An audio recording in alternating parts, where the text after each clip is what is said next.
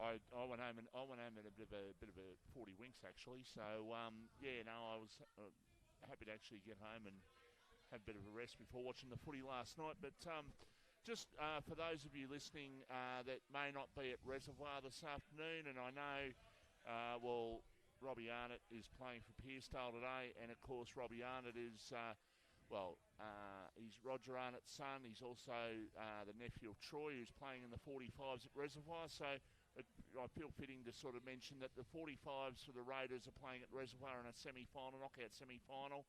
At half-time, the Raiders are up 4-6-30 to 3-1-19. The 50s lost by four or five goals.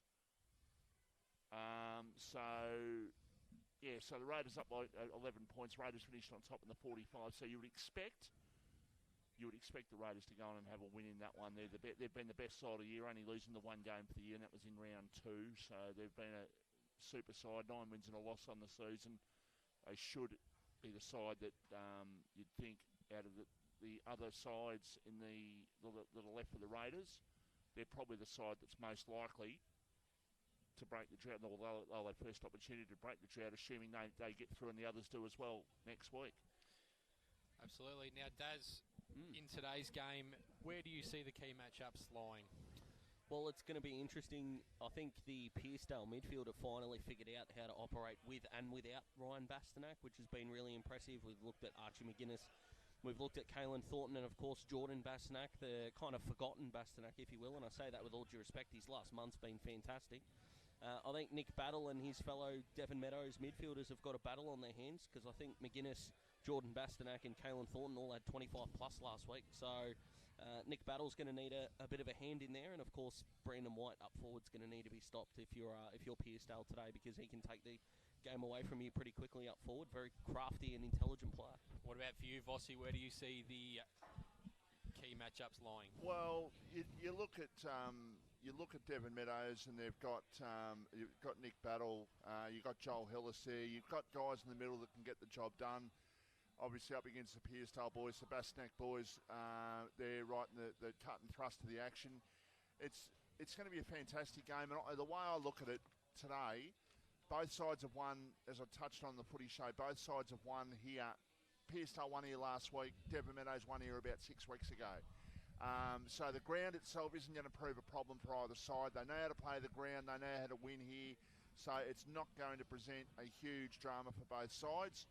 Who do I think will win? I think Devon Meadows might win, but I think it'll be a pretty close game. I think it'll be closer than yesterday, which, incidentally, in case you are wondering, it was a win to Somerville yesterday. They're in the second semi-final to play Langwarrin next Saturday. Yeah, spot on. 10-10-70 to 6-9-45. That was the Somerville win over Coringal, and we'll discuss in more detail in the review show and All Access to Sport, 4 to 6 o'clock on Friday live. AJ, you and I will discuss that, but magnificent crowd in, magnificent game, we're hoping.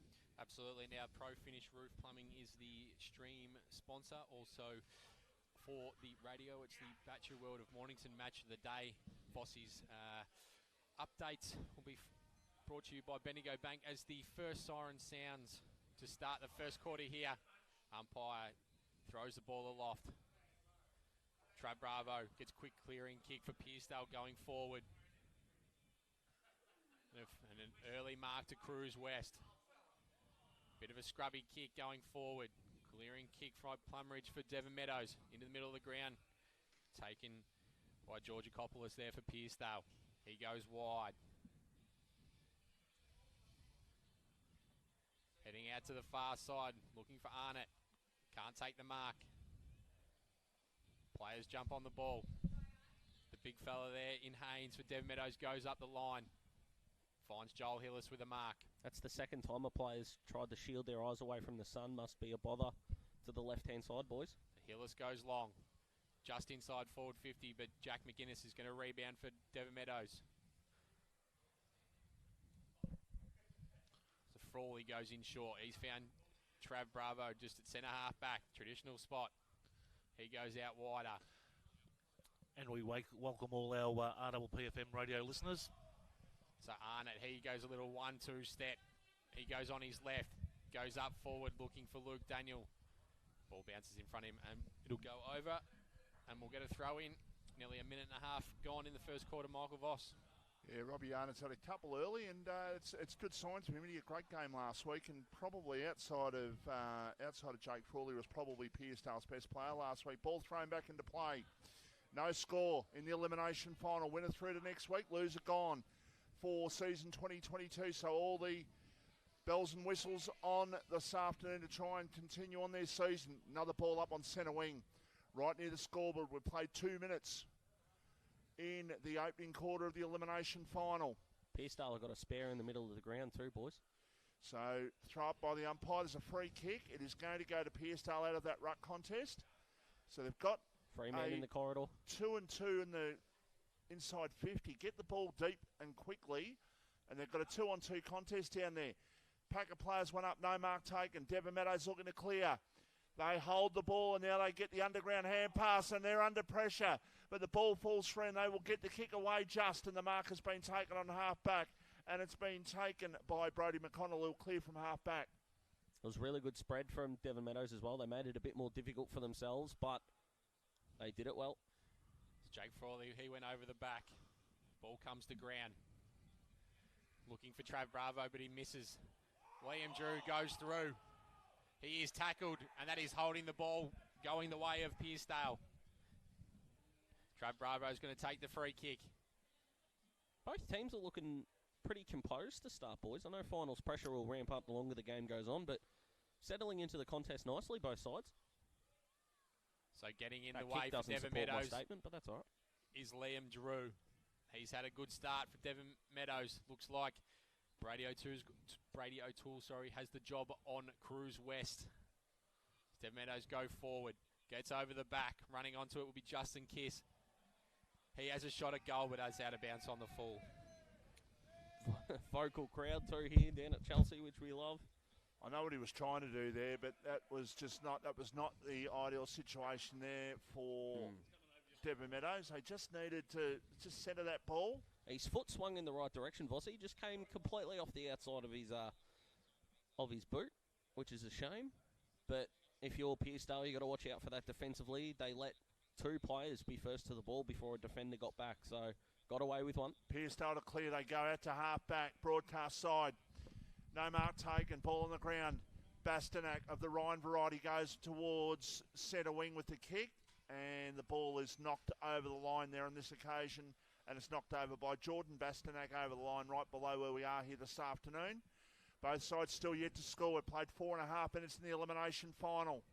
Devon Meadows probably consider themselves, or they're ruining the fact that they're in this game. They've been in the double chance position for the majority of the year and only got themselves to blame with a couple of late losses, I guess. But in theory, it's a good opportunity for them to get the finals experience and get the win on the board.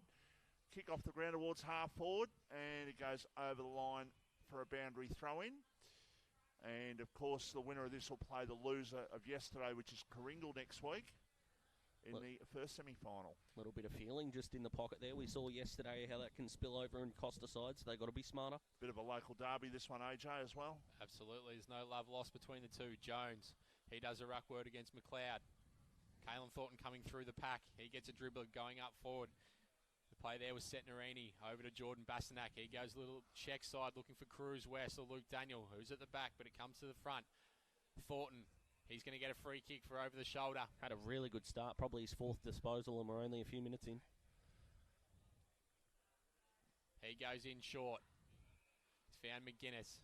They've done this well, Pearcedale, because Devon have got 2 back. Quick kick going forward. Who can take a mark? Is it Anderson? Is it Cruz West? Should have been a mark paid there to Cruz West, but it wasn't coming. Quick kick, smothered. Big tackle applied. It's hot here in the Pearcedale forward 50 at the moment, boys. Although they're going to work it out. Devon Meadows goes into the middle of the ground. Jones missed his handball. Out to Hillis. Devon Meadows have got the overrun here at the moment. They've gone out in front of Canal. Can he run onto it? He was out in front of Colton. Ball won there by Pearcedale, but it's turned over. Hillis, Canal, big tackle applied, and that's holding the footy. Another great tackle by Trav Bravo. He's been very efficient early there, boys. Devon Meadows looking the better side in the contested ball, and Devon uncontested ball. Contested ball will last longer in the game, but they've got to be tight defensively, Pearcedale. They're holding up okay. And courtesy of Bendigo Bank, boys, the Bulldogs up by a point in the game in Tassie against Hawthorn. So Bulldogs needing to win to have any chance of playing finals. Of course, the Carlton-Collingwood game later is going to be huge. Boundary umpire to throw the ball back into play and still no score. Finals pressure on from both sides, nerves from both sides as well. We've seen a couple of mini opportunities, I guess. Kick towards half forward was off the ground, but it's picked up, and it's picked up by Battle, who goes inside. He's looking there for a teammate who will not get the boot to ball. In fact, it's been knocked through for a behind. So the first score on the board goes to Devon Meadows in the elimination final. Really well done by Alex Cannell to pick that ball up while he was on the ground and delivered a really nice handball. Short pass out towards half back, and the mark has been taken there for Pearcedale. Far side of the ground. Devon Meadows one behind. Pearcedale yet to score. As the kick goes down the line towards centre wing. Ball held up in the breeze just a little bit there. The umpire says it's a free kick, and it is going to go to Devon Meadows, who will load up. But, in fact, going to give 50-metre penalty. The Pearcedale player came over the mark. He smothered the ball, or he came in from the side, but it's going to be a shot on goal. It's not actually... No, I think it was just a fair shepherd, Vossi. Well, I thought the umpires gave a 50-metre penalty. Downfield, potentially, I think. Okay, well, they're still having a shot, but it's further out than what I thought it was going to be. It's 50 metres out. So there is a shot.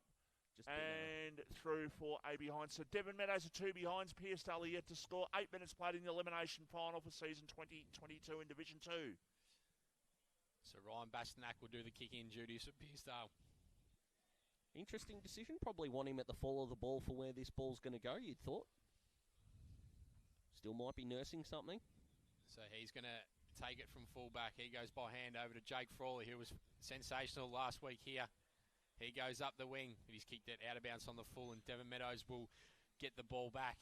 You know, it makes it even more important getting that double chance, because in a second versus third situation, you can potentially rest a player. Yep, for knowing full you got the second chance. If anyone saw, you got to go out there and roll the dice, especially a guy like Ryan Bastanak, who's their best player. Spot on, Vossi. The ball goes inside forward 50, bit of a worm burner. Benwell, Frawley, he gets a quick kick going forward, but how's this going to bounce? Plumridge, he attacked it. Inside forward 50, Devon Meadows go again. Ball to the back. Little check side. But it's gone through for a behind. And Devon Meadows are pressing here, boys. They're three behinds. Pearcedale yet to score. We've been going 9 minutes. They are, but their shots aren't coming from good areas. So if I'm Pearcedale, defensively, they're still holding up okay. The corridor is being defended really well, and that's where that ball should have gone. So Pearcedale from full-back. Devon Meadows wasting a few opportunities in the early stages. Just could have got a goal on the board to really settle the nerves down. Ball dribbles inside towards attacking 50 anyhow. Off the ground comes the ball, and Pearcedale will go towards the centre of the ground, but the ball goes over the back. Still an opportunity for Pearcedale if they're good enough. Done. Weaved away through. Was fantastic play on that occasion by Centenary it was. Goes towards half forward. The mark has been taken. It's been taken by Luke Daniel, and I tell you what, AJ, this would really hurt Devon Meadows. They've had a couple of opportunities. They've scored three behinds. Pearcedale's first opportunity, if they score a goal here, it'll really sting Devon Meadows in the early stages.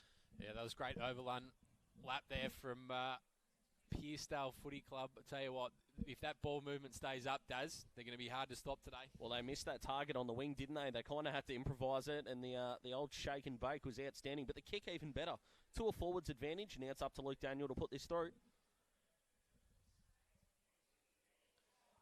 So he's hit the post, and they'll get their first score on the board, which will be a behind. Take note of the rest of the players kicking from that side, and just kicking to that end. Take note, because that faded towards the right. Yeah, it had a bit of my golf swing about it, Vossi. Goodness me. Tailored off late. So the umpire circles, and he's going to call for it on the far side. We've been going nearly 11 minutes. Devon Meadows 3 behinds. Pearcedale 1 behind. Pro finish for the streaming sponsor today. Batchwood of Mornington, the radio sponsor. As Pearcedale go forward once again. Who can stand up and take a mark? There's 2-on-1. Free kick going the way of Devon Meadows. Both teams holding up pretty well defensively. The only real gettable shots that have been given away have just been through really good movement further up the ground. So both teams right now are going to have a difficult time picking out good shots at goal. It's just about who can convert better now, Vossi. 100%. Kick down the line towards centre wing, but the ball is knocked over and goes over for a boundary throw-in. So both sides still in the feeling out process at this stage. Saw how yesterday's game was played. It was played in tricky conditions, even though the weather was magnificent down at Rye. But at the moment, no goal scored in the elimination final. Ball falls through. Centenary, he's got it again. He goes backwards with the hand pass. Now a kick forward for Pearcedale inside attacking 50, diving, but no mark taken. Devon Meadows will hopefully, for their sake, clear. They go towards half-back, but it's a poor kick. And the mark has been taken 40 metres out from goal. And it's been taken. I think that's Archie McGuinness who's going to have the shot. From under nines to senior footy, boys, you always got to set up the wall. The halfbacks, they did it magnificently there, setting up a shot at goal, and surely one's got to go through. He's not the biggest wall, but he might kick the first goal of the elimination final. He has the shot, and he's put through the first goal of the elimination final as Archie McGuinness. Great start for Pearcedale. 1-1-7, Devon Meadows are 3 behinds at the 13-minute mark in the opening quarter. Well, they just did it well, didn't they? They suffocated Devon Meadows, forced them into a poor kick. And Archie McGuinness there just in the hole, took them out. It was a magnificent kick too, especially after Luke Daniel on the opposite pocket had the ball fade away that late. That just didn't look like missing. Didn't see the goal umpire move an inch, boys. It was a great kick from Archie McGuinness. I was very impressed with him last week here against Chelsea. Daz?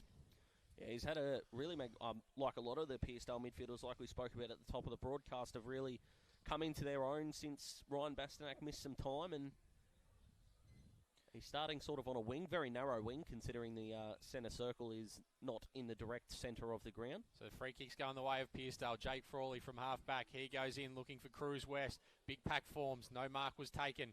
Ball comes out. That man in Archie McGuinness puts his head over it. They're going to go forward looking for Luke Daniel, and he's going to take another mark. So he'll go back and line up for the second of the afternoon for Pearcedale Footy Club here. Pretty much 10 metres closer than his last shot, but pretty much the exact same spot. So you'll know that this has just got to be a little bit left of centre, Vossi, and just let the ball have its natural arc. That's the second time now, boys, he's been targeted and he's gotten out the back of his opponent. So we saw Kane McKenzie play Riley Diarcy from behind, and it cost him in the first quarter. Right now, the Devon Meadows defenders have got to play him from behind and let him lead at the footy. So in he comes, Luke Daniel steps up. That's a better kick. That's straight through the middle. Pearcedale get their second on the board. They're 2-1-13, playing Devon Meadows 3 behinds. They seem a lot more settled out of the back line, Pearcedale, than Devon. They're a lot more structured, and just seeing the ball coming a lot more controlled out of their back line. And 3 shots at goal apiece, and you look at Devon Meadows, they're really wide towards the boundary, and we saw Justin Kiss kick one out on the full as well, whereas Luke Daniels had 2 shots. The first one definitely gettable, where he hit the post, but the other 2 good spots in the forward line, and they were able to put them through. It's a massive difference. Got to make your opportunities count in any game of football, especially in a knockout final. It's a quick kick forward for Devon Meadows by Brandon White. It was towards the forward pocket, no mark taken. Ball on the ground, and the umpire will let play go on. Devon Meadows still looking for their first goal, and the umpire will come in fact, give a free kick. I was looking at the wrong umpire there, but the free kick is going at half back here, and it's going to go here for Carlin Thornton, who goes in short. And the mark has been taken at half back for Pearcedale. With 2 goals, Pearcedale have settled in the early stages, still very early in this game, but a couple of goals just to settle the old jittery nerves at the moment. They fiddle around with it a little bit there in that defensive 50. But they managed to get the ball outside defensive 50. But now Devon Meadows will win out with a short pass inside. Hillis has got it. Runs to 20. Banana kick at goal. He was running too fast for his own body to try and get the swing back on that ball.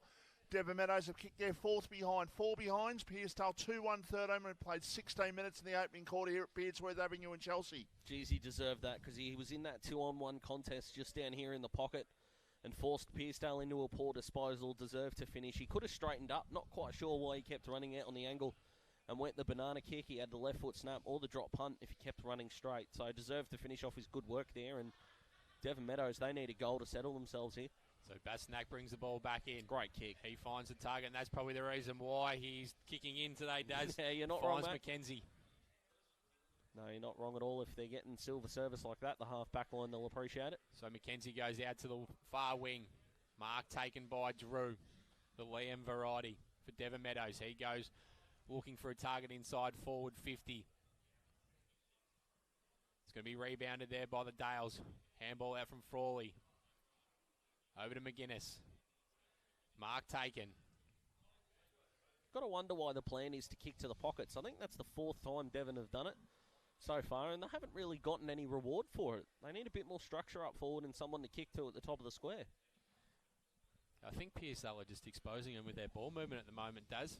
So they're just rushed when they do rebound it. Yeah, good point. Even Liam Drew there, though. He had a set kick to take. Still went to the pocket, so they got to set up better in their forward line, Devon. 18 minutes in the opening quarter, 9-point lead to Pearcedale. Even a 15, 20-point lead is a huge lead in a final, so you play catch-up. Doesn't always work that you can come back, unlike a home and away game, but still very, very much in the early stages of this game, although we are heading towards time on in the opening quarter. Free kick to Devon Meadows on centre wing, and they will bring their way forward. I think they're looking to go inward. No, they go long as they possibly can down towards attacking 50. Looking there for a target. Big jump, no mark taken. Ball on the ground. Pearcedale trying to get out with a couple of hand passes, but the ball falls free. Still an opportunity here for Pearcedale to clear, and they will go with an underground kick towards centre wing, and the ball goes over once again for a boundary throw-in. So 18 and a half minutes in the opening quarter. Pearcedale with goals to Luke Daniel and Archie McGuinness lead by 9 points. Pearcedale's pressure been outstanding to start this game, boys. They've settled a lot better. The two rucks do battle. Jordan Bastanak comes through the contest. He goes with a little check side look for Cruz West. He has a go at it, but he can't take the mark. Rebounded there through the agency of Stewart. So free kick going the way of Pearcedale against Brandon White. Not the start he'd want in a do-or-die final. He's opposed to Jake Frawley at the moment, so he goes out wide. It is going to go up the far side here, Pearcedale. Mark was dropped. They've worked it well. They're going to go inside forward 50, looking for Anderson. Can he take the mark? No. Ball comes to the front of the pack, and Devon Meadows through Nick Battle. He's going to go on his left. There's a bit of room here, but the kick doesn't work for Alex Canal. Joel Hillis. He's going to be escorted out, and we're going to get a throw in right in front of the interchange bench here. Gee, Pearcedale's work rate's been really impressive in the opening. We're nearly at 20 minutes, 19 and a half gone, been outstanding, and they've been caught napping a couple of times, Devon Meadows, but if they can get a goal here, they'll settle into the game nicely. Jordan Bastanak goes by hand over to Trav Bravo. He's been very prominent early. Free kick's going to go the way of the play there in Luke Jennings for Pearcedale.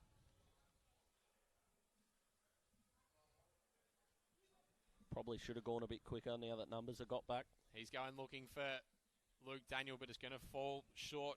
Nathan Drew takes the mark. And that is a horrendous kick, but it's not taken by Glenn Anderson. He cops one a little bit high, but it's called play on.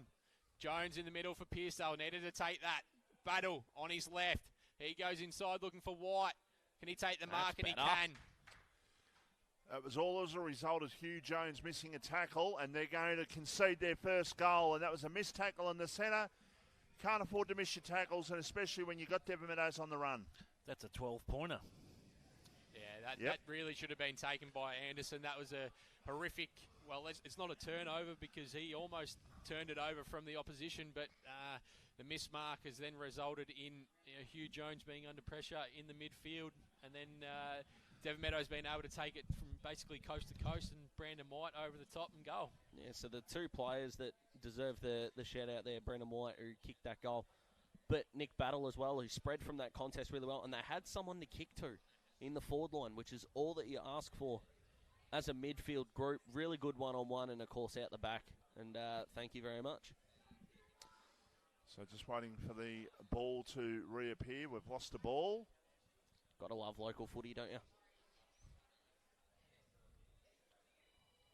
My brother-in-law's family lived behind the Preston goals, so you reckon they weren't in a position to potentially grab a couple of footballs. Yeah, I'm talking in the 70s and 80s here, a long time ago. I can imagine, Vossi, they would add a bit going on half-time of the Hawthorn Bulldogs game, and it's the Doggies 8-4-52 over the Hawks 8-1-49. So Carlton fans will be wanting a better second half from the Hawks, but a goal fest down in Tassie. And that's courtesy of Bendigo Bank. Absolutely, and James Sicily's broken the record for the most marks in a first half at UTAS, has 13 with his 23 disposals. Oh, wow. He'd be having a fair super coach day by the sound of it. Yep, wish I had him, Vossi. Yeah, I thought just about everyone did, but obviously you're the one that doesn't, Daz. That's why I'm not winning it, but we're back. Back to the middle. 3 points to margin in the elimination final. Ball comes out towards the Pearcedale half-forward line. Devon Meadows knocking it backwards to try and go forward. Now they go short. Mark taken by Hillis. Just off the centre of the ground. Now the long kick. It is by Plumridge. It was towards centre half forward. Ball on the ground. On the left foot there was the player in Wayne Groves, but he only got the toe poke to it. Now Pearcedale trying to clear out towards half-back. They will get the ball and try and just kick it off the ground, try and get it as far away as they can. It's about 60 out from the goal that they're defending. Now they kick the ball down the line, but I think the umpire's actually given a free kick back on play. Yep. And it is going back here to Devon Meadows. And Paul Wayne Groves, I think his left foot's just for balance. He would have barely got that 2 metres, but he'll make up for it with the next one, I'm sure. Was that a slight push inside, not to be, says the umpire. Ball on the ground. Is that not a free kick? It might have been a bit of a hit in the back there. Devon Meadows might have been very unlucky not to get a free kick there. I think it was a bit of friendly fire there, boys. Very much so. Joshua Stewart was the player. But a throw up it is. 40 metres out from the Devon Meadows goal. And both umpires blindsided. That was a hit in the head, but Pearcedale will clear. An opportunity for Pearcedale to go. They go down towards the half-forward line. Good tackle applied by the player in Archie McGuinness it was. And the umpire says, I'm going to ball it up. It's Pearcedale 2-1-13, Devon Meadows 1-4-10. Played 24 minutes in the opening quarter of the elimination final for season 2022. Not going to be the longest quarter either, so it might be one more chance for both teams. Hugh Jones just gets it going forward anyway. How? Brilliant tackle. Jeez, the tackling's been good. Both teams, and this bloke's first quarter's been outstanding. So Joel Hillis, he goes up looking for a target there. Finding Justin Kiss. He's going to go long looking for Brandon White on the lead. Mark not taken. McGuinness goes up. That's a great mark taken there for Pearcedale. Brandon White owes Justin Kiss one there. That was lace out on the lead. Got the jukes up but couldn't hang on to it. So going to go long down this close side looking for Hipworth. The mark has been taken. So needs to go back behind his mark here, Hipworth. He's going to go long. Who can stand up for Pearcedale and take the mark? But coming across the pack there for Devon Meadows was Hellier, and he takes the mark. Goes to Plumridge. They switch. Going over to Nathan Drew. Mark taken for Devon Meadows. So Dylan Hipworth got that mark down here, and Joel Hillis stood on the mark as they were trying to creep closer. That was really intelligent play. Caused the hold up and let Devon Meadows get numbers back. Really smart play. The ball's out on the far side of Hamish McLeod. He goes long. Who can stand up and take a mark? No one as yet. Jordan Bastanak in the long sleeves today. He goes with a quick handball over to Frawley. Puts him under trouble, in a bit of trouble there. The ball goes out and we'll get a throw in. I'm not sure how many 101 defensive books in the AFL Vossi have got handball backwards to a bloke under pressure. Jordan Bastanak, he'd want that moment back. Nerves do strange things to you, Daz. And it's certainly doing some strange things to some people out there at the moment, but Pearcedale will be happy that they've got a 3-point lead with 26 minutes in the opening quarter. Probably, maybe another 2 minutes to go, maybe with that loss of ball. Potentially probably 28 minutes we might go. In the opening quarters, the ball to be thrown back into play. And a free kick for over the shoulder. It will go to Devon Meadows, and they will load up from 50 metres and go in towards the top of the goal square. 2 hands for beginners there. No mark taken. Ball on the ground. Still an opportunity for the Devon Meadows side, but Pearcedale clear out towards the centre half back area. Cruz West goes in short. Mark's taken at centre half back. Now they can get it and just slow it down. They might realise how long there is to go and just try to hold things up, just try and hold even a few point lead going in towards quarter time. Ball in the centre of the ground. Cruz West been pretty quiet this quarter. Had to go to centre half back to get his hands on the footy. Sometimes you got to do what you got to do, and he sensed to get his hands on the football. He might have to do that. That's free kick too high. So maybe an opportunity here for a late goal for Pearcedale. They go with a long kick towards full forward. No mark taken. Ball on the ground and a good tackle applied on the Devon Meadows player in Daniel Hellier. And the ball is going to be balled up 40 metres out from goal. But as it's about to be, it is quarter time in the elimination final. It's Pearcedale up by 3 points. Yeah, 2-1-13. That's Pearcedale. 1-4-10. That's Devon Meadows. Both felt each other out there, boys, and not a bad start at all. Devon Meadows had some difficult shots they couldn't convert, but both teams have settled in quite nicely. Yeah, you're absolutely right there. We're set up for an absolute cracker. We're going to go to a break and we'll be back right after this. RPP in the afternoon.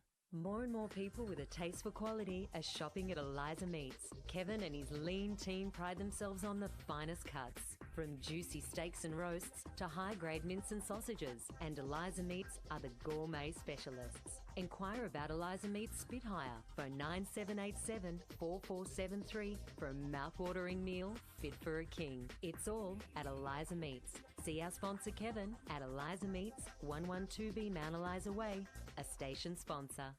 Jones Lapino Real Estate, located on Wilson's Road, are Mornington Peninsula's boutique real estate professionals, offering premium service in sales, auctions, investment property management and holiday leasing across the Mornington Peninsula. Contact Jones Lapino for the very best in client experience on 5975 5593 or visit joneslapino.com.au, a station sponsor. Dreaming of a cold beer poured straight from the tap? Tar Barrel Brewery and Distillery, located on Watt Road in Mornington, is open Wednesday to Sunday, offering craft beers and spirits produced on site, with local wines and cocktails also available. Come down and enjoy one of their famous wood-fired pizzas in the beer garden. A local taste experience. Tar Barrel Brewery and Distillery, the spirit of local. tarbarrel.com.au, a station sponsor. Illness and accidents happen, so it's good to know that high-quality 24-hour emergency care is nearby for prompt private care when you need it most. Visit Peninsula Private Hospital Emergency Department. A station sponsor.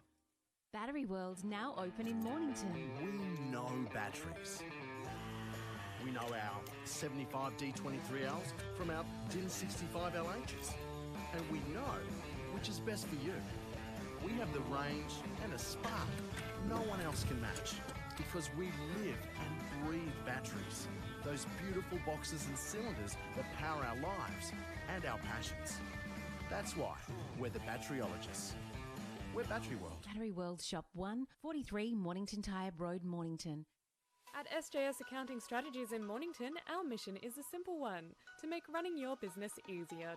To get money-related challenges out of the way so you can focus on growing your business. It doesn't matter which business sector you're from, our commitment to helping you grow will be exactly the same.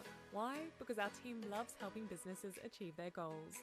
Contact SJS Accounting on 5975 0488 or visit www.sjsaccountingstrategies.com.au. A station sponsor. RPP broadcasting 24/7.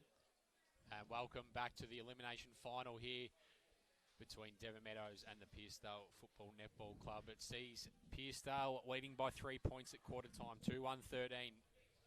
Devon Meadows 1-4-10. Dads, let's get your analysis on the first quarter.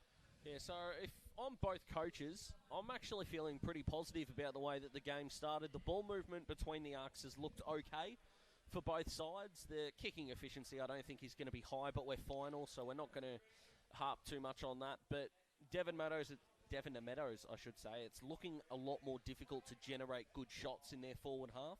So I think if you're Devon Meadows coaching staff, you're telling the forwards to still hang back, create a contest once the ball's coming in, because once they're getting it forward of centre, they're looking to deliver the ball quickly and they're not quite getting their matchups. Whereas you look at Pearcedale, their forward half entries are looking really, really good. Luke Daniels being the target, and I think he took 4 marks in that first quarter, 2 shots on goal, kicked 1 goal, 1, and has looked really good with Archie McGuinness the other. So both teams are looking okay, with the forward structure of Devon Meadows the big improvement needed in this second quarter.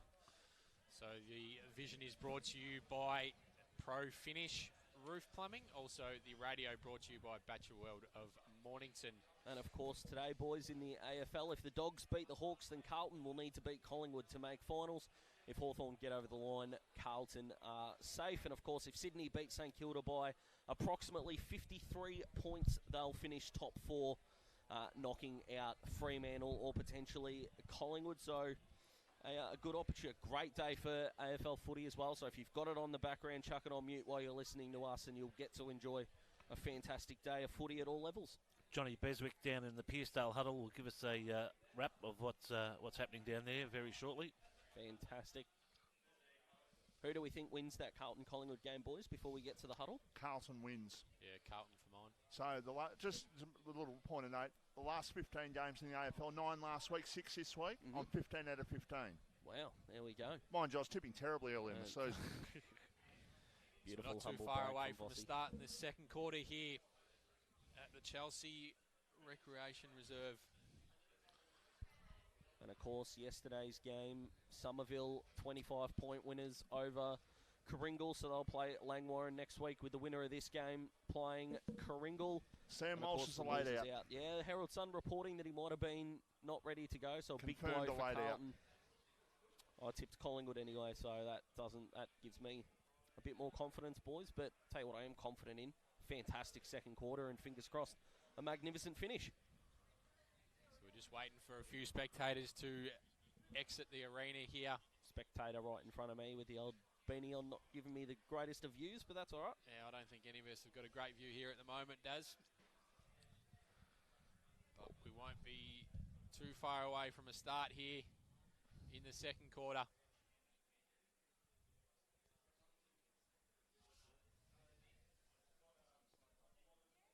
Alrighty, still a little bit of a hold-up. I think Devon might have had one too many in a forward 50 arc, so they've just got to set up properly. We should be right to go.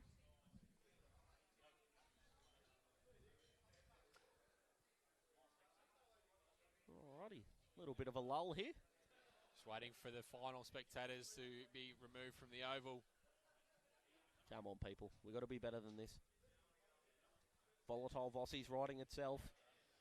Here we go. So siren sounds to start the second quarter. Ball thrown up. Nick Battle. He's tackled immediately. Ball's on the ground.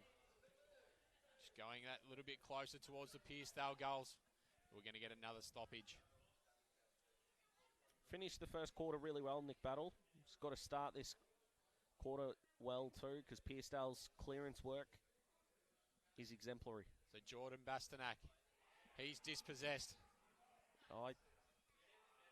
It's not often I agree with swearing and yelling fans, but it looked like a handball from our side, boys. So just a few notes from Johnny Beswick here. Great start and set the tone with the pressure. This is from the Pearcedale camp. They need to lower their eyes. Also, that's just got to set the tone for the rest of the game. So Dev Meadows are going inside forward 50, looking for Brandon White. Jack McGuinness beats him in the race.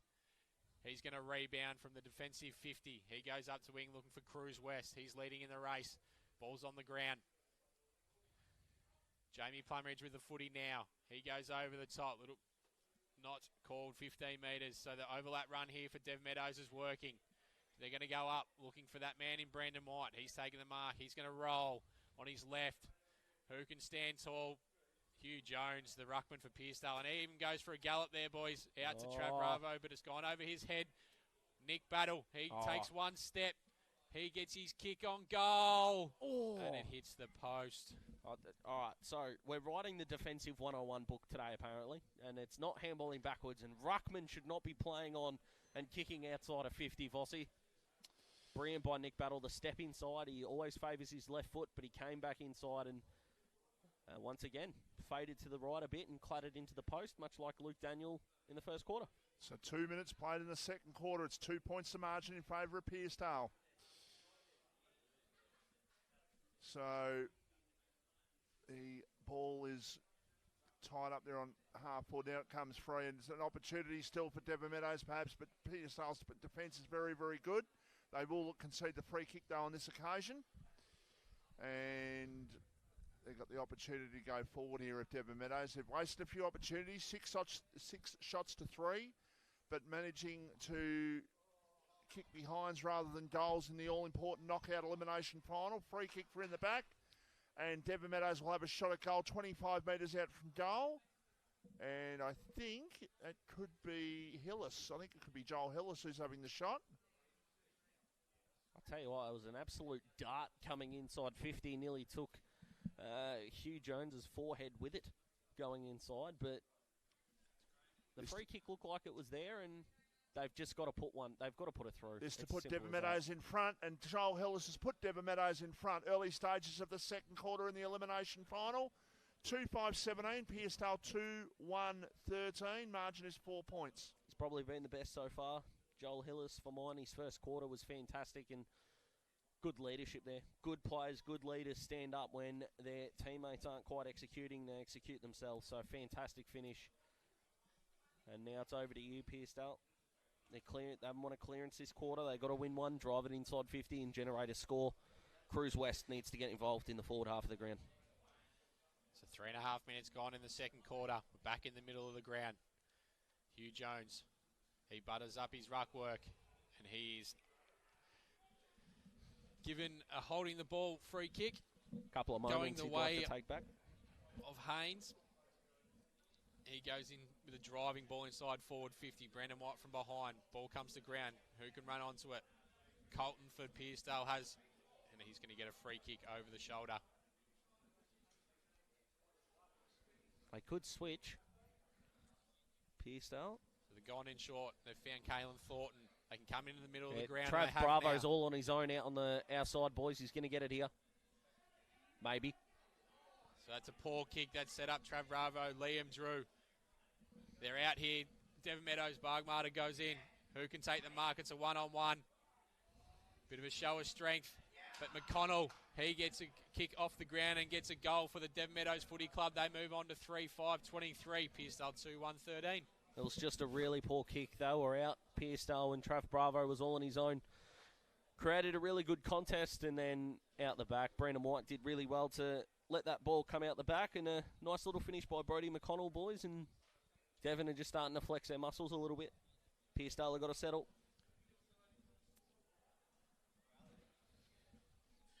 Won't be a disaster if Pearcedale can't kick the next one, but they can't concede them as quickly as they have. So that's 2 goals now, and we've just ticked over 5 minutes. All right, I can rezone myself now, so we're ready to go.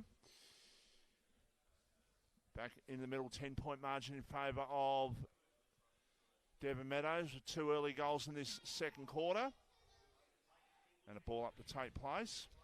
Might have got away with a little bit of a fend-off there, but the crowd are getting into it, which we love, boys. Fantastic crowd in today.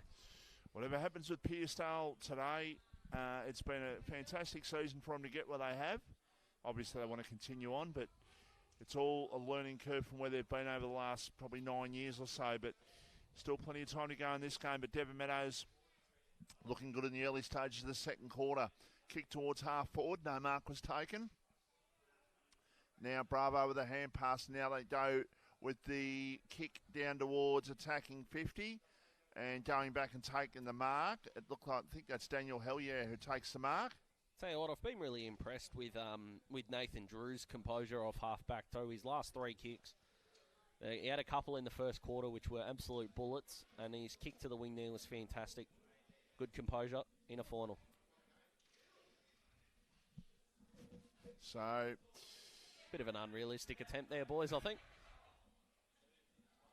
Sorry, boys, just got a bit happening around here at the moment, but Pearcedale need a goal at the moment just to try and steady themselves up after conceding the first couple in this second quarter, but they go inside attacking 50, but a mark once again to Devon Meadows. No clear in the margin at the moment. OJ is 10 points. So Devon Meadows have cleared. Just on the defensive 50 at the moment. Pearcedale working well. Setneri, he goes in on his left. Standing in the way for Devon Meadows is Jamie Plumridge, although it has gone out of bounds on the full. So they've got a player out here in bowl, and if they want to be attacking, but they're going to go down the far side. It's Plumridge. He's called to play on. He goes long. Big Hugh Jones standing in the way for Pearcedale. Doesn't take the mark. Ball comes out. Handball over the top. And then big tackle applied, and the umpire's going to call for it. And we'll get a stoppage on the far side here at the Chelsea Recreation Reserve.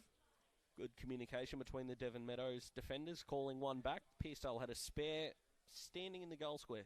So Jordan Basnak went through the stoppage, and it's a downfield free kick. So Pearcedale should be able to have a shot on goal here, and it looks like it'll be through the agency of Nathan McKenzie. Needs this. Going to be against the grain. I think they've had the last 4 inside 50s, and they were kicking it straight to Daniel Hellier for the first few, and then one out of bounds. So they've got a chance here. They've got to take it. So McKenzie steps up. It's not going to make the distance. It's going to go out of bounds. We'll get a throw in. Better than a point, so you can set up. They've set up the wall a couple of times, and they're doing it here. So it's going to be thrown in right next to the behind post. Who can be dangerous for Pearcedale here? Looking at maybe Cruz West. They're appealing for a deliberate here, and it's been given by the umpire. So Luke Daniel can go back if he wants and have a shot on goal. Devon currently 3-5-23, Pearcedale 2-1-13. This would take an almightily good kick from there. He's got the skill to do it. Had a really good start. He's kicked 1 goal 1. So Luke Daniel has the shot. No, he ain't kicking that. No, that's not his best effort, and that was not even close. In fact, it's out of bounds on the full on the near side. Didn't actually look like the ball came back into play to go out of bounds on the full, funnily enough, but that's okay. He tried the normal kick there, whereas the normal course of events now, a player might maybe run around or try a banana kick or try a left foot snap at goal, but no, not to be then. But it was a poor effort. He's better than that. So Devon Meadows looking to clear. 5 minutes into the second quarter, Devon Meadows up by 10 points.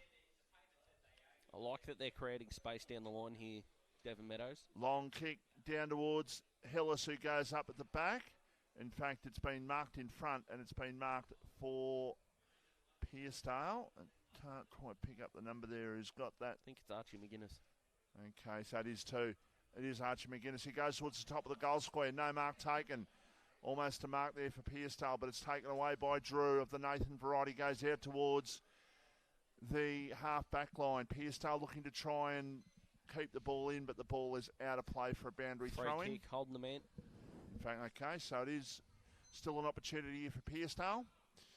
Margin still at 10 points. Goals not easy to score this afternoon, even though it's a fine day at the football. A long kick towards the top of the goal square, and Devon Meadows not taking any chances there, knocking the ball through for a behind. So Pearcedale's first score of the second quarter is a behind. They 2-2-14, and Devon Meadows stay at 3-5-23. We've played 11 minutes. So ball brought back in by Plumridge. He comes out looking for Nathan Drew. He goes up longer looking for Groves. Tackle applied by Jake Frawley, and that should be holding the ball, but it hasn't been given. He fended off one. It's a harsh critic, our man. I don't mind it. So the Rucks do battle. Ryan Basnak through the stoppage. He's knocked off it. Caelan Thornton now with a quick kick going forward. Bit of a scrubber look for Cruz West. And that has been rushed through by Devon Meadows. So Pearcedale move on to 2-3-15. Devon Meadows 3-5-23. And we're going to be brought back in to play by Liam Drew. Now it's Pearcedale that don't have a lot of forward structure at the moment. Devon Meadows defenders playing in front, hunting the footy and doing well, although that's a horrific kick. So it was a turnover there from Boland, shot on goal. That's yes, and that is a goal to Pearcedale. What a finish. Looks like it was Luke Daniel there. What sort of game is he having? So they move on to 3-3-21. Devon Meadows 3-5-23, and it's just really tightened up here in the second quarter. Like to give a shout out to the Devon Meadows defence, who just made me look an absolute fool in that moment. But fantastic smother. We teach kids all the time that the man on the mark is not an empty role, and created something out of nothing. And they've had a good 5 minutes here, Pearcedale. Tell you what, if you were paying for the shot at goal there, and you describe that off the ball off the boot, you would say it was a shocking looking kick. But you know what it was? It doesn't matter. It's a goal, and Pearcedale don't really care because they've got the goal that they desperately needed. Back to 4 points the margin in the elimination final. As the kick goes towards half, well, that's better. That's a beautiful kick. It was actually off the basically just running to one side and then just sort of checked it around to his mate. Now long kick towards the forward pocket, going back Luke Daniel again. But the umpire says throw it back into play. Of course, we're streaming thanks to Chisholm Sports Academy, and we're live here thanks to Battery World of Mornington on the radio this afternoon. And courtesy of Bendigo Bank, Hawthorn up by a point over the Bulldogs. Jack Gunston's just kicked his fourth, and that's his 14th goal in Tasmania this year in just his third game. Okay, so ball still in the forward pocket for Pearcedale, and the umpire's going to come in and say, ball it up. Sus, you reckon we're definitely sitting with a couple of Hawthorn supporters here? I wouldn't have guessed it. Oh, yeah, have a listen to you two. You two, Melbourne, bloody, your cheese platter boys. Come on. We don't play on Sunday, Arvo, as Vossi. No, you're not getting a lot of 110 on Sunday, are you? No, for the last 30 years, I reckon 30 of the last 31 years, that's all you've been doing, AJ. That's all right. As good as your last grand final. Exactly. Oh. Okay, we won ours. Anyway. Oh. So ball's on the ground inside forward 50 for Pearcedale. Battling hard both sides here. Close to line. And that dribbles out. I'm just going to give a shout out very quickly. The Peninsula Raiders have won the 45s game. They've won by 8 points and they're into the grand final in 3 weeks' time. Well done, boys. Yeah, and a good result as well. A close final, toughen them up. And is that the week off now, Vossi? Or? They get 2 weeks off now. They play 11th of September's a grand final. Fantastic. So throw everything into it, bit of time off, and they'll come out fit and firing. 100%. So we've got another stoppage inside the forward 50 for Pearcedale. Archie McGuinness. McKenzie put his head over it. Tackle applied by Cruz West. And the umpire calls for another stoppage inside the forward 50 here. Pearcedale really pressing in this second quarter in the last 5 minutes. I reckon we've had 10 handballs inside a defensive 50 and none of them have hit the target. Quick kick by Jennings. And that's a goal. Wow. So that was great clearance there from the player in Luke Jennings. Devon Meadows had no sweeper at that contest at all. He was able to run in the space. You should be able to cut that kick off or put a bit more pressure on the player. There was no one there, and they've been made to pay the price, and Pearcedale deserved this lead. Their second quarter's been great. I believe Luke Jennings and Jake Frawley both played in V-Line under 15s, and I think Luke Jennings was from the Frankston side, so great to him move down to Pearcedale. So with the last 2 goals, Pearcedale are now up by 4 points, and that was not great defending there by Devon Meadows. It gave Luke Jennings an opportunity, and he needed half a chance and put it through where it counts most to put Pearcedale up by 4 points. They get the centre break once again. Someone's down, boys. Pearcedale. Looks like Nick Battle. By McKenzie it was towards full forward. Off the pack. Jennings again. He's kicked it! A snap!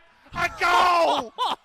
What an unbelievable goal. And Luke Jennings has kicked 2 in the last 30 seconds, and Pearcedale have gone bang, bang, Bang! They're up 5-3, 33. Devon Meadows 3-5, 23 in the elimination final. Never kick a drop punt again, son. They're two of the best snaps we've seen for a while. But the story, boys, looks like Nick Battler's coming off relatively unassisted, but fingers crossed he is okay. That's a fantastic finish. Luke Jennings has broken this second quarter wide apart. What a finish. Running away as well. He doesn't look too good on the No, boundary, he does he? certainly doesn't look great at all. He didn't know where the gates were then, so it's going to be interesting to see how that plays out as the ball's back in the middle. They've been fantastic, as we said, in the last 5 minutes. Pearcedale, can they get another clearance? They will through McKenzie over to Bravo. He goes by hand, looking for Archie McGuinness. He's had a really good game so far. He tried to go over the top to Hugh Jones. They're under pressure here, Devon Meadows. Caelan Thornton runs onto it for Pearcedale. He puts it out in front of Luke Daniel. Doesn't take the mark, although he worries Boland out of it. He goes with a handball over the top. Bradshaw. Cruz West.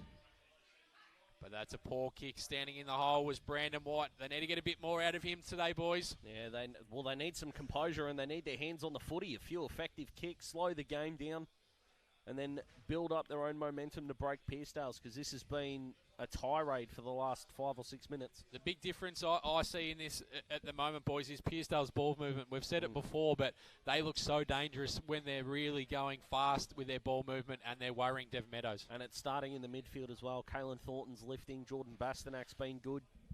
And Luke Jennings has kicked 2 unbelievable goals, especially that latter one that he kicked. So there lies your difference. One side takes their opportunities, one side doesn't. And thus Pearcedale have a 10-point lead as the kick goes to half forward. No mark was taken. An opportunity still here at half forward for Devon Meadows, but Pearcedale will get the ball and run it out of the centre of the ground. They go just the attacking side of centre now. Now they go towards half forward. Going back, I think that might have been Anderson who went up with one hand. Should have been going with 2. No Jennings mark taken. again.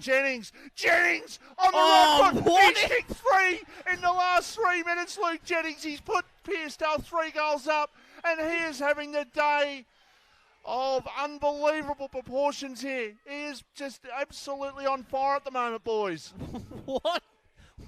Where has this come from? This is unbelievable. Who's happier, Michael Voss or the boys in front? Oh, they're going off. Up and about Michael Voss. This is what you play sport for, and dreams, and this is what dreams are made of. You get out there and you kick 3 goals in 3 minutes. You wouldn't have dreamt this. This has got Nick Davis 05 v Geelong about it. That's unbelievable. That's a fantastic fit. All 3 kicks, though, have not looked like missing at all. Both snaps came off beautifully. He only had a step and a half to work with, and that ball went as straight as an arrow. So the ball's back in the middle, 3-5-23, playing Pearcedale, 6-3-39. Brandon White with a quick kick forward, just standing there all alone is Jake Frawley. Just a message to Devon Meadows as well. I'd be pushing that panic button right about now. It's only 16 points, but it feels like double that. And with Nick Battle off the ground as well. Fingers crossed he's okay. To Blake Eklund. He's gone back. Found Georgakopoulos. I like this from Pearcedale. They'll just try and pierce their way through, and they're in no rush. They've found McKenzie. He comes out looking for the resting ruckman in Hipworth, and that's great body use there. Watch the mids go past him. Caelan Thornton. That's a chiseler looking for Cruz West. Oh, that was fantastic from Cruz West. He's going to go in short, and he's found the player in Luke Daniel. And I tell you what, boys, you just mentioned it, Daz, but the ball movement as well and the pressure, far superior here for Pearcedale. Caelan Thornton's last 3 kicks have been absolute darts. That was really smart by Cruz West, who's playing more of that link-up play. We've seen him play deep a few times, boys, but this man, Luke Daniel, if it wasn't for young Jennings, we'd be talking about this man's day. I reckon that's his 6th or 7th mark. Probably the toughest shot he's had all day, barring his last. So in he comes, Luke Daniel. That's a better kick than his last one, and that's gone straight through. Pearcedale get their 7th on the board. They're 7-3-45, playing Devon Meadows 3-5-23. And make no mistake about it, boys, this is a big lead going in towards half-time at the moment. Yeah, it absolutely is, and I sort of can't believe it, just the efficiency that they're going forward. Like we said at quarter time, both sides feeling each other out. And then from there, Pearcedale have just stepped on the gas, haven't they? Nick Meadows has come back on there, boys. He's going to go forward. Yeah, not the position they need him in, but we hope he's okay and he can have an impact. But right now, the middle of the ground is all Pearcedale. In 6 minutes of football, Pearcedale have turned this right around and they lead by nearly 4 goals in the elimination final. And they're going forward again. They're on centre wing, but they bring the ball to half forward. And looking there for Jennings, and why wouldn't you? He was pushed out of that one. It's still an opportunity. Thornton a hand pass. They run. They have the shot. Jordan Bastanek just misses. Tell you what, Trav Bravo's been superb for Pearcedale with his leadership and big body. And speaking of leadership, Devon Meadows are going to need some in spades right now, because on the outside of the contest, we noted that Pearcedale's contested ball work in the first quarter was outstanding. Right now they're beating them inside and outside. They need a goal to steady themselves here That before doesn't help. half-time, Devon Meadows. That wasn't the greatest to kick. The ball goes over the line for a boundary throw-in. They just can't get their hands on the footy, boys. They're just not touching it. That being Devon Meadows, of course. Absolutely. Bendigo Bank around the ground sees Hawthorn 9-2-56 to Western Bulldogs 8-10-58. Nearly three-quarter time. And I think the differential, if the Bulldogs win a close one, I think the differential between Carlton and the Bulldogs on percentage is 10 points. It's not much. Yeah, 0.1, I think you mean there, Vossi. That's okay. But the Dogs last 4 weeks have conceded at least 115 marks, nearly three-quarter time. Hawthorn already on 98. He's been given the backhand there, Michael Voss. I was. So the ball's on the far side. And the umpire calls for another stoppage. Of course, the Sydney-St Kilda game last as well has got implications for the top 4, so big day. Go Saints. Of AFL footy. Absolutely. And we're biased. We've got the Melbourne supporter just blatantly cheering on someone else. So that's Joel not a Hillis handball. over to Barkmata. They go inside forward 50. They were looking for White. Oh, this is easy. But it's been great defensive work from Pearcedale. They've moved the ball out to Riley Bradshaw. He didn't want to chase then, did he? No. They're looking up the Cruise West, but it's going to be cut off by Liam Drew for Devon Meadows. He's been one of their better players today, along with his brother. Yeah, absolutely. And Joel Hillis as well. And apart from those, the list becomes very thin. So it's a good mark there, taken by Nick Battle. That's what we want. His hands on the footy. They need a good kick here inside 50. That was good spread there by the forwards, but Out not the back. a great kick. Ben will. Oh, that has to be deliberate if the last one was. Oh. Jeepers. Devon Meadows could have put some pressure on them, but they decided to try and fox a free kick out of the umpire, but I think a right decision. They've got a stoppage in the left forward pocket as the ball comes back into play. Like a cheapskate on the horses, the umpire had 50 cents each way then. It was a good result there for Pearcedale because the ball's now out at attacking 50. Further away from the Devon Meadows goal. Currently 7-4-46 Pearcedale, 3-5-23 Devon Meadows. 5 goals to 1 in this quarter. 5 goals to 2, in fact, in favour of Pearcedale. In this second quarter is a quick kick towards half-back, but it's taken, and a quick kick by Jamie Plunridge goes high towards half-forward. And just lost sight of where that ball was there to the Pearcedale defence, and the mark has been taken and a shot on goal to take place here for Devon Meadows. And to say they need this, AJ, is an understatement. Yeah, you're right, Vossi. Brodie McConnell will be lining up. There's only one Devon Meadows player on the goal line here, boys, versus 3 Pearcedale players. As long as that one man's a ruckman. That's where the ruckman should be right now. You need some small blokes if the ball... Oh, no. Well, don't worry about it. So that is very poor from Brodie McConnell there. Can Pearcedale escape this attack from Devon Meadows? Drew goes in with a chiseler. Great mark, Joel Hillis. He just needs to go back and steady the ship for Devon Meadows here. Kicked a goal earlier in this quarter with Brodie McConnell as well, who's kicked a goal in this quarter. And from pretty much the same spot, boys. Maybe a few metres closer, but geez, he hasn't gone back very far. Joel Hillis. He didn't really like it as soon as it left the boot. Yeah, it didn't look comfortable at all when he's run up in the execution. And there's a big reason for that. Out of bounce on the full. So Jake Frawley will be able to bring it back in for Pearcedale. They just need to run the clock down here up until half-time. He's going to go in short. No mark was taken. And he's under a fair bit of pressure there. And the umpire's going to call for a throw-in. He was lucky to get away with it. there, Pearcedale. So you're looking at the two forward lines. Luke Daniel and Luke Jennings have both been fantastic, creating space and creating scores. If it's not Joel Hillis at the moment, Devon Meadows haven't got a lot else, and that's why they're 23 points down. Free kick's been given. It's going to go the way of Pearcedale. Arnott, he goes with a long one. Anderson needs to stand under it here for Pearcedale. McLeod at the back. He goes by hand. Over to Plumridge. And that is out of bounds on the full, and Pearcedale will be able to bring the ball back in through, it looks like, the agency of Ryan Bastanak. So he's got a calm head. Needs to use all his leadership. He goes on his left. It's a 1-on-4 there, favouring Devon Meadows, but Pearcedale are going to win out. Jennings. Anderson in a 1-on-1. Who can run onto it here? They've got Anderson an extra just needs two, to get it over the top there to Luke Daniel, who's been superb. He goes by hand to Archie McGuinness. He goes around the corner. Oh, and it's just gone through from behind, hitting the post. If that type of kick goes through, you probably just look at it and go, it's Pearcedale's day. If that goes through, that would be extraordinary. So margin is 4 goals. Devon Meadows got a late goal in the first quarter, but they need to try and hit the scoreboard here because they're shell-shocked at the moment. They're just making skill errors and just Pearcedale kicked some unbelievable goals. Ball outside defensive 50. The umpire is given a free kick. It will go to Pearcedale, so maybe an opportunity for Pearcedale to score a late one. Kick in short, and the mark has been taken. I think this is my man Archie again. So they've got an opportunity to go at goal here from 50 metres. 28 minutes into the second quarter.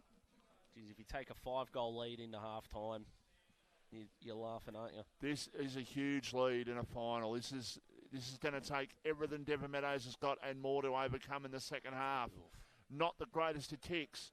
They didn't take the mark, though. They're just a hand pass to each other now. They'll try and get out of trouble. They're fiddling around with it, but they get the high kick out. Side defensive 50 going up. No mark taken. Ball on the ground now. An opportunity for Devon Meadows to try and get the ball past half-back, but Pearcedale just making sure that they just hold them up. There is a free kick to Devon Meadows at half-back, but probably only seconds to go, so probably unlikely Devon Meadows are going to hit the scoreboard, AJ, at this stage of the half. Yeah, if you're Pearcedale, you're really hoping that is the case. They got to force a kick down the line if you're Pearcedale to lock them back in and create one more chance. Groves has it in the back pocket. He goes with a long kick. That's fading towards the boundary line, and Pearcedale are going to be able to repel once again. They want to get it inside forward 50 as quick as possible. Can someone take a mark? But that's another average kick. Just a bit of kick to kick. Although I think that's bounced before going over the line. No, free kick going the way of Devon Meadows does. Jamie Plumridge will bring the ball back in. He has Liam Drew on this near side here if they wanted to try and get something going. But Plumridge goes up. Standing there was Hipworth. Over to Jordan Bastanak. Another handball off to Trav Bravo. It was a long kick. He doesn't hit it very well. Oof. And standing in the hole was Nathan Drew. He gets the ball over to Plumridge. Poor Riley Bradshaw standing there on his own.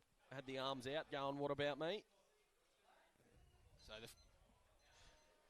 the umpire's got to pick the free kick out here going the way of Pearcedale. So it's going to take a big kick after the siren. Hugh Jones, the ruckman for Pearcedale. Can load up here. If Devon Meadows need to get their ruckman on the line. Torp.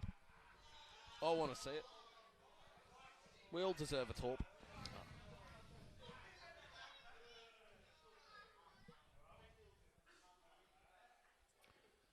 It's a massive psychological moment in this game. If this goes through, the difference between the 4 and the 5 goal at the break's huge. So in he comes. Hit it all right. It's going to go to the line, but it's not going to go over. So Pearcedale will go into the break. 7-5-47, playing Devon Meadows 3-5-23. So a 4-goal lead to the Dales, and they look like the better side across the whole ground at the moment. So it's half-time here. We're going to go to a break, and we'll be back. More and more people with a taste for quality are shopping at Eliza Meats. Kevin and his lean team pride themselves on the finest cuts, from juicy steaks and roasts to high-grade mince and sausages. And Eliza Meats are the gourmet specialists. Inquire about Eliza Meats Spitfire. Phone 9787 4473 for a mouth-watering meal fit for a king. It's all at Eliza Meats. See our sponsor Kevin at Eliza Meats, 112B Mount Eliza Way, a station sponsor. Jones Lapino Real Estate, located on Wilson's Road, are Mornington Peninsula's boutique real estate professionals, offering premium service in sales, auctions, investment property management and holiday leasing across the Mornington Peninsula. Contact Jones Lapino for the very best in client experience on 5975 5593 or visit joneslapino.com.au, a station sponsor. Dreaming of a cold beer poured straight from the tap? Tar Barrel Brewery and Distillery, located on Watt Road in Mornington, is open Wednesday to Sunday, offering craft beers and spirits produced on site, with local wines and cocktails also available. Come down and enjoy one of their famous wood-fired pizzas in the beer garden. A local taste experience. Tar Barrel Brewery and Distillery, the spirit of local. tarbarrel.com.au, a station sponsor. Illness and accidents happen, so it's good to know that high-quality 24-hour emergency care is nearby for prompt private care when you need it most. Visit Peninsula Private Hospital Emergency Department. A station sponsor. Battery World now open in Mornington. We know batteries. We know our 75 D23Ls from our DIN65 LHs. And we know which is best for you. We have the range and a spark no one else can match, because we live and breathe batteries. Those beautiful boxes and cylinders that power our lives and our passions. That's why we're the batteryologists. We're Battery World. Battery World Shop 1, 43 Mornington Tyre Road, Mornington. Here at Bridgestone Select, it's our job to keep you moving with the right advice, a great range of products and service you can count on. So when it comes to tyres, when it comes to auto care, come to Bridgestone Select for service that moves you. Bridgestone Select Mornington, the station sponsor. At SJS Accounting Strategies in Mornington, our mission is a simple one: to make running your business easier, to get money-related challenges out of the way so you can focus on growing your business. It doesn't matter which business sector you're from, our commitment to helping you grow will be exactly the same. Why? Because our team loves helping businesses achieve their goals. Contact SJS Accounting on 5975 0488 or visit www.sjsaccountingstrategies.com.au. A station sponsor. RPP broadcasting 24/7. And we're back here at Chelsea Reserve, and with me during the halftime break is Matt Craig from the Southern Umpires Association. How you going, Matt? Yeah, going well, Pete. How's yourself? Yeah, fantastic. So just going through when some umpires today. Can you tell us the field umpires? Yeah, today we got Jared Kingsbury, Zach Brazier, and Jackson Hanna. And boundaries and goals? Geez, you're testing me now. Tom Hutchinson, Zane Whitelaw, Tom Cruin. Damien Thomas, the goal umpire, yep. And Bob Hope.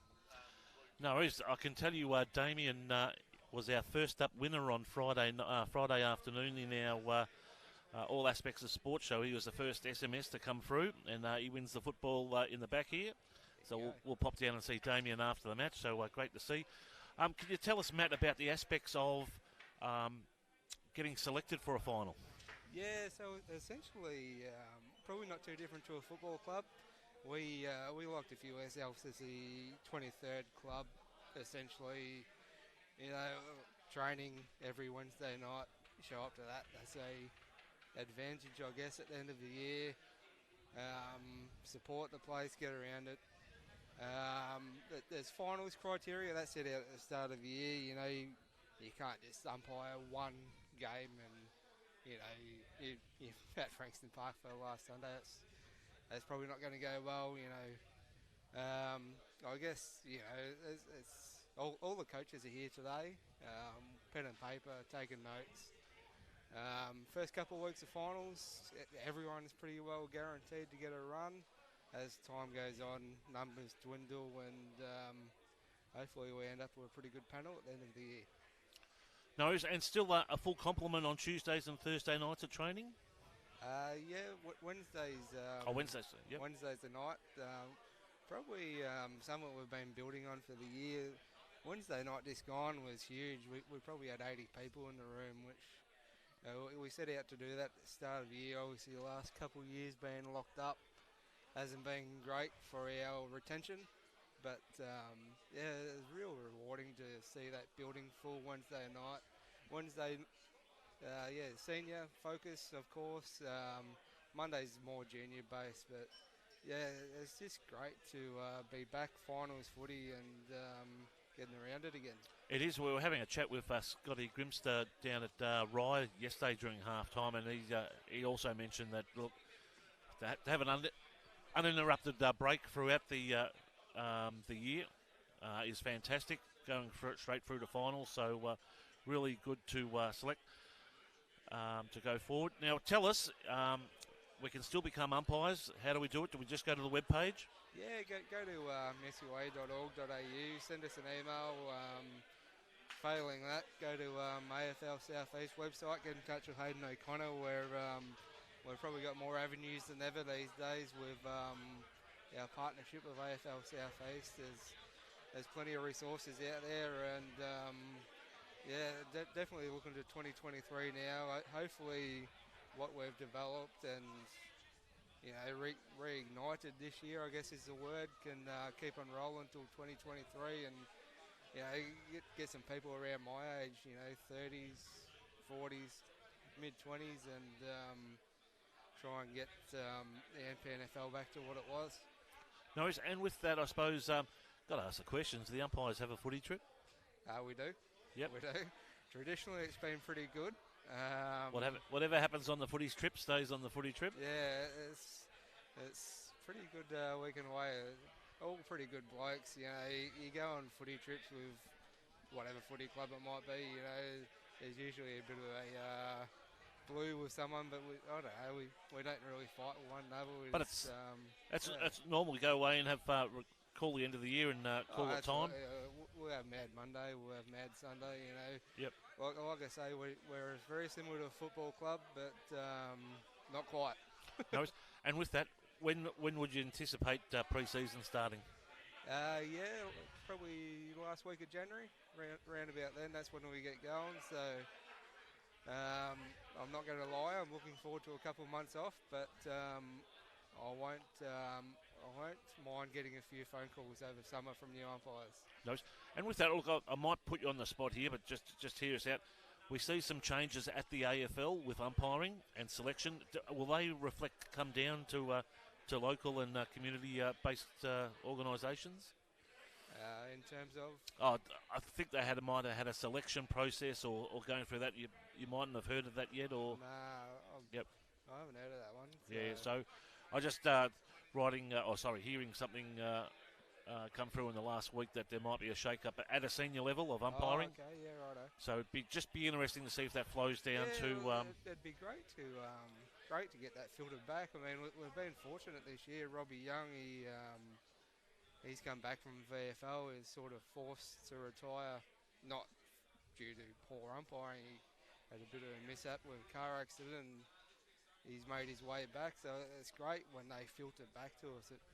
He's been great on field with his coaching and that sort of thing. So yeah, if that happens, that'd be great. Yep. And I suppose with that, can you tell us some of the umpires that have gone on to AFL from SUA? Yeah. So we've got one on TV at the moment, actually, Paul Rebuscini, a great Bond Beach lad. Hayden Gavin, he's going well. I think he's doing Collingwood Carlton later on. So massive game. Hopefully we'll see him in finals. And it's a potential career for someone, isn't it? If they want to pursue a well-paying career. So, folks, if you're out there, jump on the SUA webpage, go through their contact details. It's just at the end of their index. You'll see www.sua.org.au. Yep, and do some contact. Matt, it's been great having you with us on the broadcast. We'll catch up during the final series. I understand that you're on. We'll call it Breakfast Radio. Yeah, I had a crack at Breakfast Radio. Yeah, so you're with Scrambled Eggs with John Shaw. He's a good man, John. Yep, he looks after the community and follows up everything. So that's great. Association there. John has actually put his hand up to MC our presentation night. He is the master of MCs, I tell you. He has done more MCing than I've had hot dinners, I tell you. Yeah, so he's a man of the people, no well, doubt. well established. Righto, Matt, it's been great to have you. We'll go to a couple of messages from our sponsors, and then we'll be right back after this. As shopping at Eliza Meats, Kevin and his lean team pride themselves on the finest cuts. From juicy steaks and roasts to high-grade mince and sausages, and Eliza Meats are the gourmet specialists. Inquire about Eliza Meats Spit Hire. Phone 9787 4473 for a mouth-watering meal fit for a king. It's all at Eliza Meats. See our sponsor Kevin at Eliza Meats, 112B Mount Eliza Way, a station sponsor. Jones Lapino Real Estate, located on Wilson's Road, are Mornington Peninsula's boutique real estate professionals, offering premium service in sales, auctions, investment property management and holiday leasing across the Mornington Peninsula. Contact Jones Lapino for the very best in client experience on 5975 5593 or visit joneslapino.com.au, a station sponsor. Dreaming of a cold beer poured straight from the tap? Tar Barrel Brewery and Distillery, located on Watt Road in Mornington, is open Wednesday to Sunday, offering craft beers and spirits produced on site, with local wines and cocktails also available. Come down and enjoy one of their famous wood-fired pizzas in the beer garden. A local taste experience. Tar Barrel Brewery and Distillery, the spirit of local. tarbarrel.com.au, a station sponsor. Illness and accidents happen, so it's good to know that high-quality 24-hour emergency care is nearby for prompt private care when you need it most. Visit Peninsula Private Hospital Emergency Department. A station sponsor.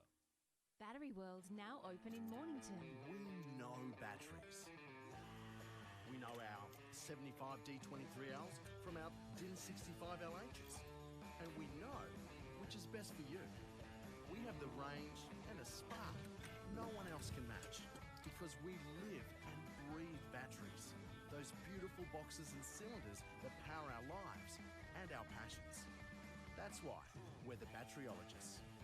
We're Battery World. Battery World Shop 1, 43 Mornington Tyre Road, Mornington. Here at Bridgestone Select, it's our job to keep you moving with the right advice. A great range of products and service you can count on. So when it comes to tyres, when it comes to auto care, Come to Bridgestone Select for service that moves you. Bridgestone Select Mornington, a station sponsor. At SJS Accounting Strategies in Mornington, our mission is a simple one: to make running your business easier, to get money-related challenges out of the way so you can focus on growing your business. It doesn't matter which business sector you're from, our commitment to helping you grow will be exactly the same. Why? Because our team loves helping businesses achieve their goals. Contact SJS Accounting on 5975 0488 or visit www.sjsaccountingstrategies.com.au. A station sponsor. RPP broadcasting 24/7. Welcome back to Chelsea as the umpires and the Pearcedale side make their way out onto the ground. Just waiting for Devon Meadows to come out. A great crowd in attendance. Fossey and Daz, thoughts on the match so far? Well, it was pretty tight up until the early stages of that second quarter, Daz, when Devon Meadows kicked those two goals and you looked like getting on top, and then into Luke Jennings and to a lesser degree Luke Daniel, who kicked two goals. Luke Jennings 3 for the quarter, Luke Daniel 2 for the quarter. And Pearcedale have got a big lead at the moment, 24 points. Not impossible in normal situation, but in a final, it's so hard to overcome those leads. Yeah, you're absolutely right, Vossi, and I was so impressed with Pearcedale's midfield movement.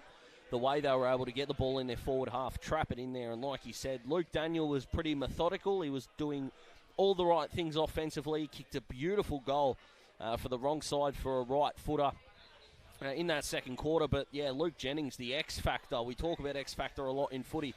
He had it in spades. He snapped a goal from a stoppage. He snapped a goal on the run, which was magnificent, in the pocket right in front of us, and then off 1.5 steps, basically threaded one through a couple of Devon Meadows defenders, and it didn't look like missing. So if I'm Pearcedale at the moment, they're back out on the ground. They're feeling good. Devon Meadows haven't come back out. They're just coming back out now. Quite slowly walking back out. Vossi, there's not a lot of urgency, although might be reading too much into it, considering they've got to walk across a synthetic surface. Jeez, they're taking their time, aren't they? Yeah, aren't they? It's an interesting one. Nick Battle, of course, the story for Devon Meadows, who was struck pretty firmly and was a bit wobbly coming off, wasn't he? Spent a considerable amount of time on the bench, had a couple of touches in that second quarter when he came back on, but he missed both targets, which was pretty interesting. And fingers crossed he is okay and can take his place, and hopefully in the midfield, Vossi, because they're getting smashed in that area. Yeah, well, they are, and they need to rectify it very quickly, because otherwise this season could be over for Devon Meadows just like that. And I say just like that because the first 10 minutes, if Pearcedale can hit the scoreboard early and maybe take this lead beyond 30 points, I reckon this game could just about be getting out of Devon Meadows' reach as we joined by AJ. Yes, back. Just having a nice little chin wag with Sean Foster out there, Vossi. Loves the chat, doesn't he? He loves us. He loves it. He goes to another level when RPP around, and just for Bendigo Bank boys, the Doggies fans will be happy. 10-12-72 over the Hawks, 10-2-62, 9 minutes gone in the last quarter. So Doggies fans will be happy, and Carlton fans will be made to be very nervous if that result goes their way, with, of course, Carlton and Collingwood at 3:20 to decide if the Blues will make finals or the Pies finish top four. And then we finish. Sam Walsh is out. He is out, and then we finish with St Kilda and Sydney at Marvel. And if Sydney win that by over 50 points, they'll finish in the top four and knock Fremantle out. Johnny Beswick was down at the ground at quarter time and during the break here, just explaining that probably on your screen and on the radio dial, folks, on the right-hand side of screen, probably a 2-goal breeze. So the northerly wind just shooting straight down the ground. So if Devon are to take advantage and to claw back, they need to get a rush on here. They're 4 goals down and a quarter behind with a 2-goal wind. So they need to make some steady ground here. Well, the wind must be going pretty straight, sus, considering we saw Luke Daniels' beautiful set shot. And also in the first quarter, Joel Hillis, who had a running banana shot from only about 15 out, Vossi, to be honest. He should have put it through with a drop punt, but the ball didn't move. And with that, also just looking at the crowd down here just before we go, the crowd is 4 to 5 deep on the fence line here. Good. So brilliant. Great to see both. Apparently the Bundys were sold out by the start of the seniors game. Oh, no. So it's a fair Sunday, let's just say that. Yeah, it's an absolutely fair Sunday, and fingers crossed Devon do claw their way back into this. Not just for the selfishness, if you want, of a good contest, but they're a good team. They're better than a 3-goal 5 first half. Now, just getting word through as well that Nick Battle may have been suffering with gastro. Oh, that's not good. So we're underway here in the second half. Can Pearcedale start off where they finished in that second quarter? Devon Meadows need to get on the board quickly. Ball comes out to Trav Bravo. He goes by hand. He's been really good, Trav Bravo. Georgia Coppolis off half-back. He goes with a kick out towards Arnott. And he escorts it out, and we'll get a throw in after 30 seconds in this third quarter. Robbie Arnett, the diabetic stream with the candy that he's been selling, boys, been good. Ball thrown in. Comes over the back. Jordan Bassanak goes by hand. Misses Thornton. So they got their run back a little bit here. Dev Meadows battle. He goes for a run. He goes inside forward 50 looking for Brandon White, but he was playing from behind. Justin Kiss. That's a big tackle by Jack McGuinness. Follows up, does Brandon White. Hillis of the Rory variety. Big tackle applied on Brandon White. The pressure's certainly up here in the third quarter. Pearcedale are withstanding it at the moment in their defensive 50. How good was that by the Pearcedale defenders? That was magnificent. They had the extra on the ground because, of course, Brandon White flew up for that mark, but the way they were able to stand up, considering Devon had about 4 or 5 possessions in a row, but the ball didn't go anywhere. Fantastic. Ball thrown in. Rob Arnett. The Candyman. He goes on his left into the middle of the ground. Risky if he turns it over, and that's what he's done. Nathan Drew. Loved his game so far. He goes by hand over to Plumridge. Inside forward 50, he goes long. Oh, that could go through. And it has. It's bounced through. That's 65 out. So Devon Meadows onto the board.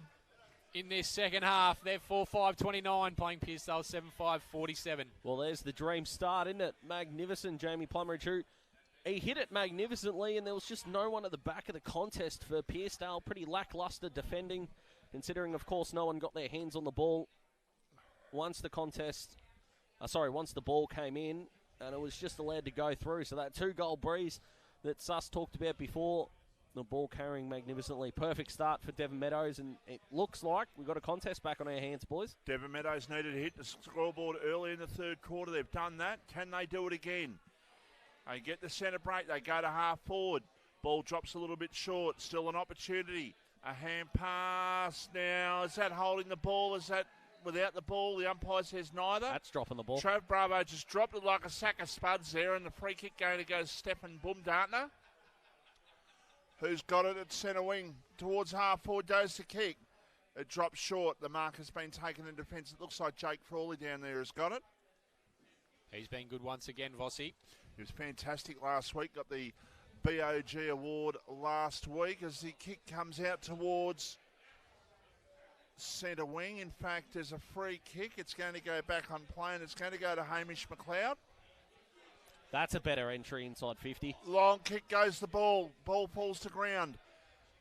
Pearcedale have just got to try and just steady themselves here. Devon Meadows asking a couple of questions in this early part of the third quarter, but the ball goes out of play for a boundary throw-in, so the margin is 18 points. Devon Meadows have scored the 1 goal this quarter. Big difference in threatening levels with the inside 50s. Quite a shallow entry earlier, and it was rebounded with ease. Deeper inside 50. They've now got to throw in to set up again. Devon Meadows is a good start. So the ball was thrown in.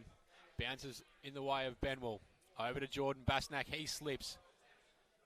And it's escorted out, and we'll get another throw in. Devon Meadows haven't got anyone in the attacking side of both stoppages. They're both throw-ins. They're not setting up. It's almost like they're setting up to rebound the ball to lock it in rather than to create a score on the offensive part of the stoppage, although Joel Hillis, he gets a little check side going, but it doesn't come back, and it's out of bounds on the full. That's the second check side he's done that's had absolutely no spin on it at all, a bit like my leggies back in the day. Oh, we're just going straight on, boys. What about yours, Vossi? Bit of turn? More so wrong and toppies to me. Do you call it a wrong-un if you can't turn it the other way, Vossi? I can do it. I just naturally bowl wrong-uns rather than leggies. But Jack McGuinness brings the ball back in. Standing at the back of the pack was Arnott. He takes the mark. He had Jennings on in the middle, but he doesn't go there. He's gone out wider. And they've come in and found Luke Daniel. This is better ball movement. They got Cruz West isolated up forward if they can get it over the back, which they were trying to do right now. They've set it on O'Toole's head. Bastanak, Jordan, he does the crumbing. He gets a dangerous handball back in. Tackle applied. Players just dive on it. Umpire's circling. What's he going to call? And he'll call for a stoppage. Probably could have gone a bit quicker. When you're against the wind, you just got to keep the ball moving. I know they've got a lead, but they've still got to score if they want to win this game. Once it's in their forward half, Pearcedale, they've just got to go. It's how they scored in the second quarter. So 18 points to the margin, 5.5 minutes played. And there is a free kick out of that ruck contest, and there's a free kick. It's going to go to Pearcedale. And they'll have a go from 50 metres. This is going to take a very good kick. Ooh. So instead going in short, and the mark has been taken out there. Jordan Bastanak, I think it is. I think it is Jordan Bastanak as well. It's been very good too. Hasn't been a massive day from Ryan, but Jordan's been fantastic in the long sleeves. J Bass versus R Bass. And Jordan Bastanak having the shot. And missing. They're still in a good position here, Pearcedale, though. 19 points in front. And I managed to put last week's game away to get them into the finals. They've got to find a way of doing it again, because winning a game to get into the finals and winning a final is a different kettle of fish altogether, AJ, but they're doing it well so far. Absolutely. Another mark. That's two of the worst kicks Liam I've seen. Drew. One rebounding and one inside 50. Absolute stinkers. He's been Devon's best player, I reckon, at the moment, Liam Drew. He goes over to Hamish McLeod. He wheels around on his left. Goes down the line. Who can take the mark? Justin Kiss just uses his body. He's going to wheel it around. That's a great smother from Connor Bedwell. They were out there. Jamie Plumridge was out the back. Yeah, I love the urgency, and they've done more right defensively, Pearcedale. Fantastic effort. And Justin Tiss there, just hanging his head there a little bit and just disappointed with himself. And you can just tell the confidence is rising there for Pearcedale a little bit with that 1% effort. There's a long kick. Oh, Torp. Oh, yes, please. And goes to half forward. Another opportunity. The ball was knocked forward. It's inside about 40 metres from Pearcedale's goal, going to the non-scoring end, I suppose, in the third quarter. The kick goes around the corner and is off target. And it's through for a behind. And 7-7-49 Pearcedale, 4-5-29 Devon Meadows. We played 8 minutes nearly in the third quarter. The only player that's had any purchase on kicking around their body has been Luke Jennings, and they were two of the best goals of the day. Bendigo Bank update as we go around the grounds is Hawthorn 10-4-64, Western Bulldogs 11-12-78, 9-minute mark remaining. So the ball's over the back to Brandon White. Who's going to get to the ball first? Jack McGuinness. He's been sensational the last few weeks that we've seen him. He slips. He gets a handball out. Brandon White puts his head over it. He's tackled. Pressure's certainly lifted here. That's holding the ball. That is certainly holding the ball. Should have been paid, but it hasn't been. Could have been 4 paid in that sequence. I reckon that was a good call because that was on the umpire's blind side and he couldn't see it. So he can't make a decision he can't see. That's a fair point. But also the AFL are going to be bringing in maybe 4 umpires, boys, on a rotational basis next year. So the pressure from Pearcedale certainly lifted as well. Brandon White over the top. He's taken the mark. That's a great mark from Brandon White. What have we said? What is it about 3-on-1s? We saw it in the Melbourne Carlton game, boys. A couple last night. Now here, 3-on-1s. One defender has to stay down, and at least one of the two flying in the air have got to spoil the ball. More communication down back required from Pearcedale. That's not good enough, regardless of the fact that they're in front. Big kick, this one. So to bring the margin back to 14 points. Don't think he's hit Brandon the scoreboard White. yet. In he comes. He Usually a now. beautiful kick. That's and certainly no different. So margin back to 14 points. 5-5-35 playing Pearcedale, 7-7-49. Pearcedale will be kicking with the breeze in the last quarter. So you expect Devon Meadows should be after a lead, Vossi. Yeah, they've got to have a 2 or 3 goal lead. Just as our man just annihilates his second Mars bar. He's just getting the sugar intake back. He's got the can of Coke, couple of Mars bars. In he goes. Vocal crowd in the room that we're in as well, boys, which is fantastic. All good now. Just give myself a bit of a kick along and ready to go once again. So marching back to 14 points here in the elimination final. So Devon Meadows, as AJ said, have just got to try and get themselves a lead, you would think, at three-quarter time. Any sort of lead they'll take.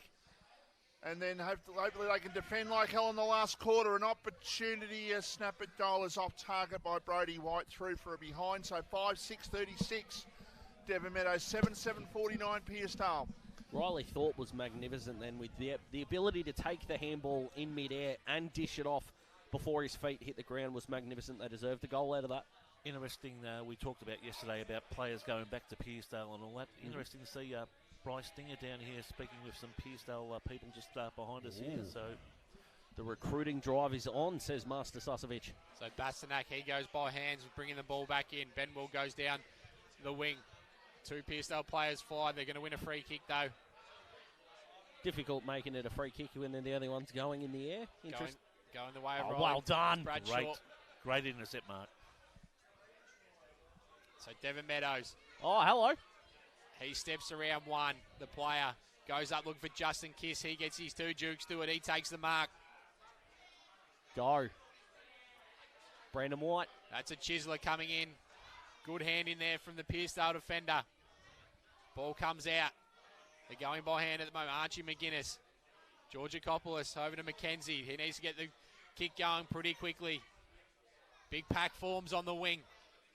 Who's going to come up with it? Devon Meadows do. Liam Drew. He goes with a long one out the back. Is McConnell and he takes the mark. He looks like their most potent forward alongside Brandon White. Brody McConnell, doesn't he? And they The turnover on the wing, crucial there. Both teams, I know the win that Suss talked about, are struggling to rebound effectively. Pearcedale have looked better when their ball movement has been efficient. Been pretty inefficient to start this second half, and this would take a magnificent kick. It will take a good effort by Brody McConnell. He has the shot. Oh, he has. He has put it through. He's done it really, really well. He's put it through, and the margin is back to 7 points in the elimination final.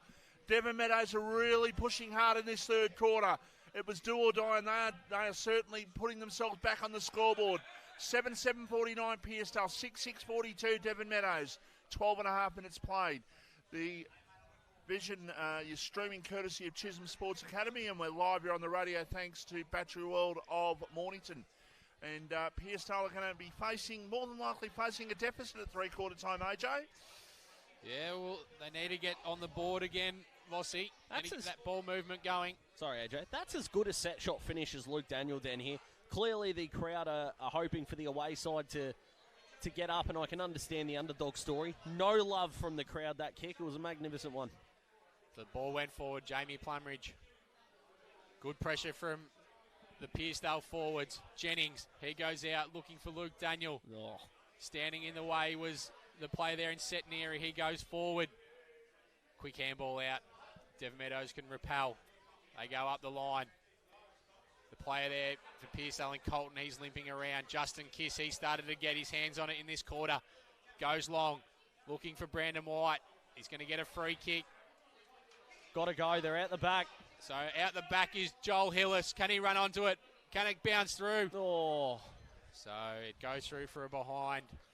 9 of the 13 goals scored in the game, boys, have kicked to the end that Devon Meadows are kicking in this quarter. In the end, Pearcedale will be kicking 2 in the last quarter. So Devon Meadows are going to do a bit more this quarter if they're going to be a genuine chance, you would have thought. Kick out for Pearcedale, ends up at half-back. If I'm Brandon White out here, have a shot at goal and let your player out the back run onto it and kick it through. I think he tried to put it into space, and it resulting in the ball trickling through for a behind as a good tackle's laid. That was a poor decision there by Devon Meadows to try and run off there was Jamie Plumridge. I don't think it was touched off the boot, so I think he did that of his own accord. The ball has gone over for a boundary throw-in. They got the momentum, Vossi, though. They're just looking to stabilise and keep those goals running with the wind. What do you reckon, Suss? Maybe if they're 2 or 3 up at three-quarter time, Devon, so they would need another 3 goals, that being the case. What do you reckon? It's going to be a great final quarter. I can't tell you at the moment. It's do or die for these two sides in season 2022. The winner through to next week to play the loser yesterday, which was Kringle. And the loser is gone for season 2022, so it's all to play for. All the bells and whistles. All to continue on with that dream of perhaps continuing on their finals aspirations. Both sides haven't had the greatest of runs. Devon Meadows their first final in 21 years and Pearcedale their first in 9 years. So it's a long time between drinks, but they do have a mark here, Devon Meadows. 40 metres out from goal. Brandon White is getting his hands on the footy.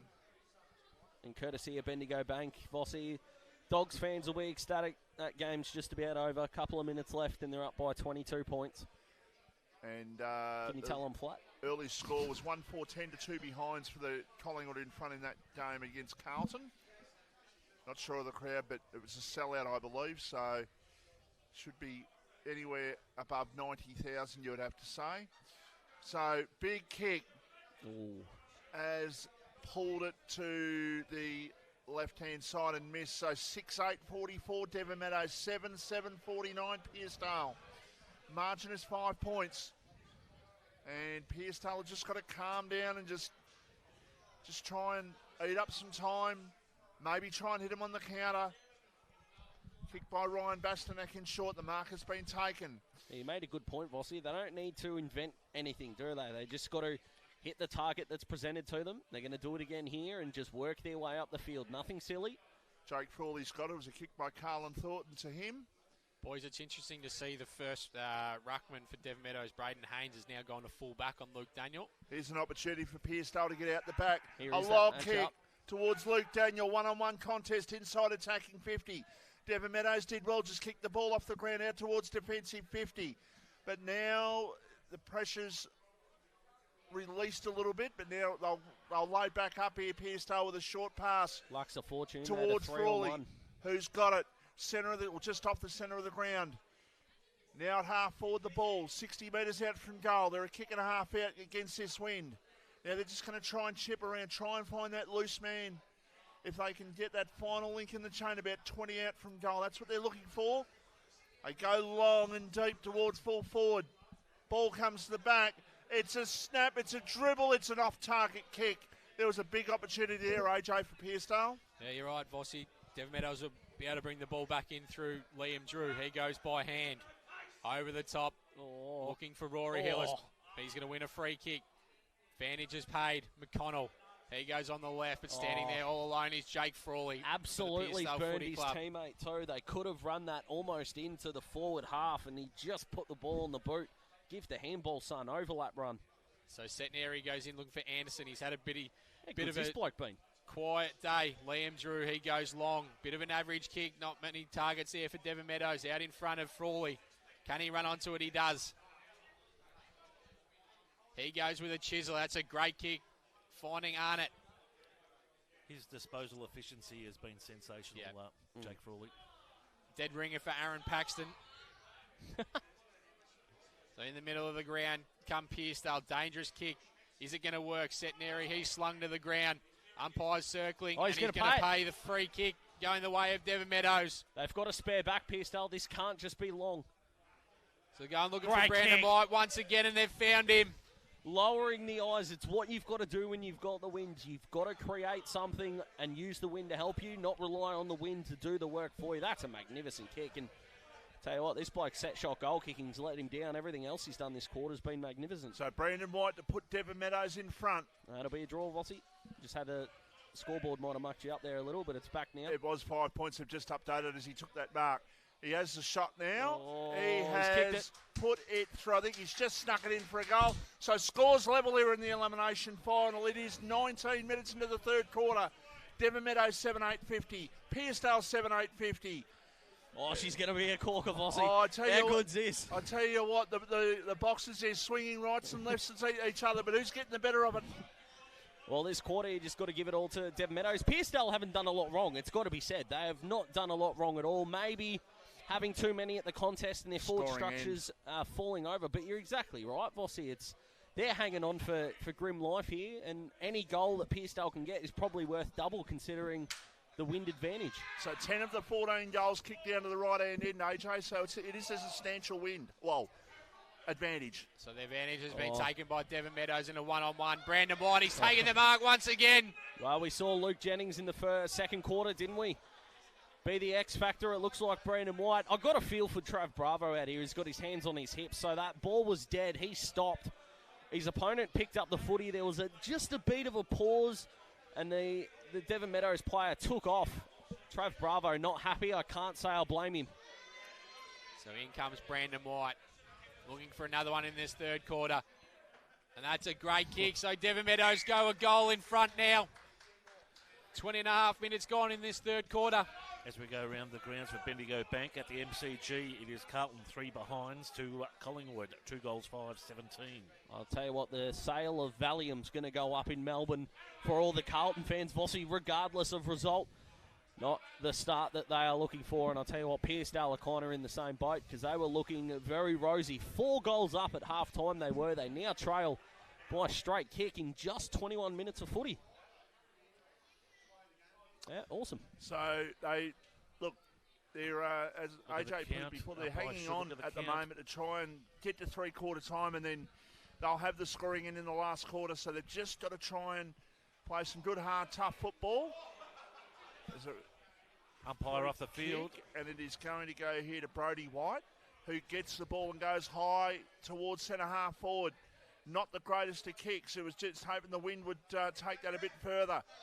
Oh, still an opportunity in defence here for Pearcedale to try and clear it. Thornton a hand pass and a high kick out towards half-back. Not the greatest of kicks, and Devon Meadows will load up once again.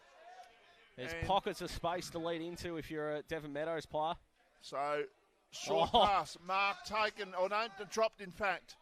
Should have been a mark there, 40 metres out from goal. As it is, Pearcedale will clear, AJ. Big opportunity for Devon, that one. Absolutely. It was holding the ball decision there, so Pearcedale will take a bit of relief from their defensive 50.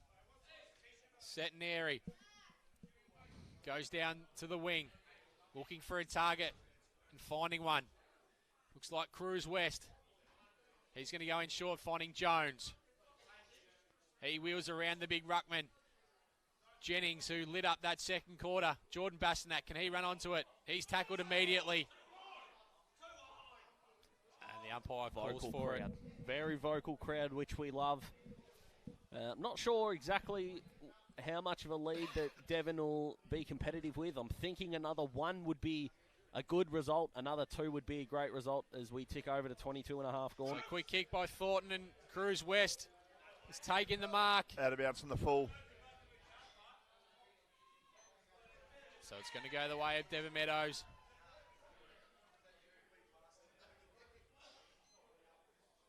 They go Great in short, finding Boland. He goes for a little bit of a gallop, looking for Brandon White. That was better body work from Jack McGuinness. Bravo. High up and under. Come from everywhere. Follows it up. The player there, and it's a great handball going forward for Pearcedale over to Jordan Bastanak. Great hands. McKenzie, he can go in. Can he kick the goal? He can! That's huge. So the scores are level once again. Oh, the crowd are up and about too. Do or die footy. Magnificent. Great hands from Jordan Bastanak, wasn't it? But Finn Jaxtis it was, who took that ball, was spun in midair, and by the time his feet had hit the ground, he'd given out a lace-out handball. That's a huge goal in context to this game. So we're near on three-quarter time, and where we were at the start of this game, scores are level for the second time in this third quarter. For Bendigo Bank too, the people's favourite, Jack Innovans, just put one through for the Pies to the chagrin of many footy fans. Yeah, Carlton have to win now to give themselves an opportunity at playing finals, or actually a draw will do them as well. I'll take the draw at the moment. So scores level here in the elimination final. Devon Meadows trying to get the ball forward through Liam Drew. He was besieged. Now Bravo's got it. Goes in short with the kick. Mark taken. Luke Daniel. He plays on. Goes to centre half forward. And was there a push? No, says the umpire. Ball on the ground. Still an opportunity for Pearcedale about 40 metres out from their goal. Try and defend hard, and they've done very well to hold the ball up inside their attacking 50. The umpire says my ball. Near on 25 minutes in the third quarter. 56 Devon Meadows, 56 Pearcedale. It is an absolute crackerjack ball burster, you beauty game out there. It is unbelievable. It's elimination final. It's what finals should be about, Daz. Mate, could not agree with you more, Vossi. This is going to be a magnificent last quarter. And right now, if Pearcedale can go into the three-quarter time break with a lead, they will be the heavy favourite coming home. With the wind, of course. So Pearcedale needs something to happen from Glenn Anderson. He's had a dirty day up forward.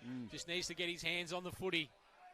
Come a target in that last quarter, Vossi. Well, he's been going one hand a couple of times at the mark. He's get there and go with two. The ball's just come off the umpire there, boys. Kind of put Devon Meadows in a good position, but... So McGuinness, he's pushed off it. Need a bit of talk there from the two Pearcedale players. Geez, I've loved Bravo's game. It's a thankless task on the wing. Vossi, as we know, I reckon he's been genuinely outstanding. I can tell you there's 2 minutes left on the clock. Oh. Timekeeper, Sarsi's a man of many hats. So the ball comes to the front of the pack. That man, Trav Bravo, just used his body. And it's gone over. Bit of lip as well, we don't mind it. Very good crowd in attendance. A very good crowd down at Rye yesterday too, in actual fact. So the league will be happy with the numbers that they've got for the first 2 days of finals. The first finals were played since 2019. It isn't great to have finals footy back, and these games are very close and they're very good to watch. Jordan Bastanak, he was tackled. He's over the... Yeah. I think he was over the line. Oh, no. Yeah, the umpires called it. He was well and truly over the line. He got hit there like a rugby block there. He got blocked over the line. Why did he bump originally? That's the question. Oh, boy. Not that controversial. I think the correct... Ryan Bastanak inside forward 50. But he misses. Oh.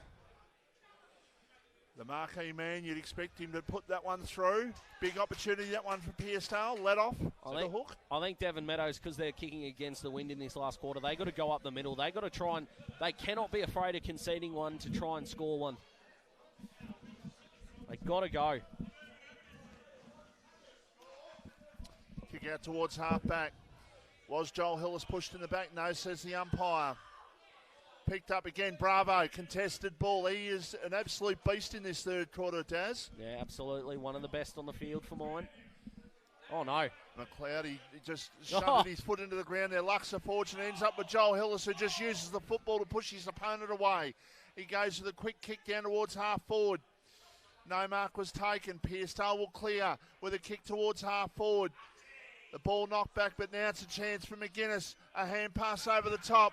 Jordan Bastanak, he can get it, he can go, and still an opportunity for them, but they just ran into a bit of a wall there. A high kick it was by McKenzie out towards the forward pocket. Ball goes towards the line, still in play. And now the tackle applied and the umpire says, I'm going to throw the ball back into play. Pearcedale up by a point and we're just about to hit three-quarter time. I think he's paid holding the ball there, Vossi. Devon's ball. They have two. So Nick Battle, he comes away with it, goes down the line. Who's going to stand up? Oh, what's happened here? So the free kick's going the way of Pearcedale now. Did he run too far there? Looks like Arnett's going to receive the free kick out there. He's been good once again. Yeah, it's been the candy man. He's sold it a few times. So Pearcedale need to get this inside forward 50 very quickly. Arnett with a long one. Look at that, just hold up in the breeze. So Pearcedale are going to be coming with a breeze in the last quarter. And there's the three-quarter time siren. Pearcedale go into three-quarter time with a 1-point lead. This is set up to be an absolute cracker. We're going to head to a break. We'll be back right after this. More and more people with a taste for quality are shopping at Eliza Meats. Kevin and his lean team pride themselves on the finest cuts, from juicy steaks and roasts to high-grade mince and sausages. And Eliza Meats are the gourmet specialists. Inquire about Eliza Meats Spitfire. Phone 9787-4473 for a mouth-watering meal fit for a king. It's all at Eliza Meats. See our sponsor Kevin at Eliza Meats, 112B Mount Eliza Way, a station sponsor. Jones Lapino Real Estate, located on Wilson's Road, are Mornington Peninsula's boutique real estate professionals, offering premium service in sales, auctions, investment property management and holiday leasing across the Mornington Peninsula. Contact Jones Lapino for the very best in client experience on 5975 5593 or visit joneslapino.com.au, a station sponsor. Dreaming of a cold beer poured straight from the tap? Tar Barrel Brewery and Distillery, located on Watt Road in Mornington, is open Wednesday to Sunday, offering craft beers and spirits produced on site, with local wines and cocktails also available. Come down and enjoy one of their famous wood-fired pizzas in the beer garden. A local taste experience. Tar Barrel Brewery and Distillery, the spirit of local. tarbarrel.com.au, a station sponsor.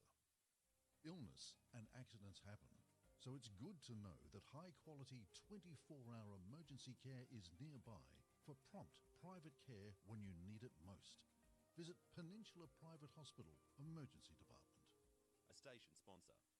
Battery World now open in Mornington. We know batteries. We know our 75 D23Ls from our DIN 65 LHs. And we know which is best for you. We have the range and a spark no one else can match, because we live and breathe batteries. Those beautiful boxes and cylinders that power our lives and our passions. That's why we're the batteryologists. We're Battery World. Battery World Shop 1, 43 Mornington Tyre Road, Mornington. Here at Bridgestone Select, it's our job to keep you moving with the right advice. A great range of products and service you can count on. So when it comes to tyres, when it comes to auto care, come to Bridgestone Select for service that moves you. Bridgestone Select Mornington, the station sponsor. RPP broadcasting 24/7. And welcome back to three-quarter time here in the elimination final between Devon Meadows and Pearcedale. And Pearcedale hold a 1-point lead. Daz, What are your thoughts in that third quarter? Well, Devon Meadows did a lot right for the opening sort of 22 minutes, didn't they? And then in the last 6, they just got held up by Pearcedale. I think the lead to Pearcedale is going to be a huge factor coming home, because you've got to think Devon Meadows have got to kick 2-3 goals this quarter and try and capitalise against the wind. So Pearcedale, for mine, the favourites. They've been better for longer, I would say. But Devon Meadows can turn it on pretty quickly. But I think the Dales get it done in the run home. Just looking at both sides as they went to their huddles at three-quarter time, they were spent. So there was no jogging back. They were a couple of hands on hips and just trying to stagger back to their progressive huddles. We've got Johnny Beswick out at the Devon Meadows huddle as they close in, probably just a touch off screen there. It's as simple as who wants it more, isn't it, boys? Who is willing to do the not so good stuff, the unsexy stuff for longer to drag their team over the line. But I suppose with the wind, Daz, and 2 goals, I mean, if Pearcedale put on a couple, does it kill the game there? That'll be the interesting to see. Well, you could see in the last 5 minutes a couple of the entries in from Pearcedale that they just held up. They almost went backwards. So you can see that the breezes certainly picked up, and I think that's going to be a huge factor going in the run home. Yeah, so what Devon Meadows have got to do is when it's in their forward half, they need to be having extra handball. So instead of kicking the ball in from 60, 65 out in order to get a deep entry, they're going to have to handball it to the 50, 45 metre mark and then deliver it to either the top of the square or have a shot. So they need to be good with their handballing in order to set up good shots at goal, Sus, if they want to face Kringle next week.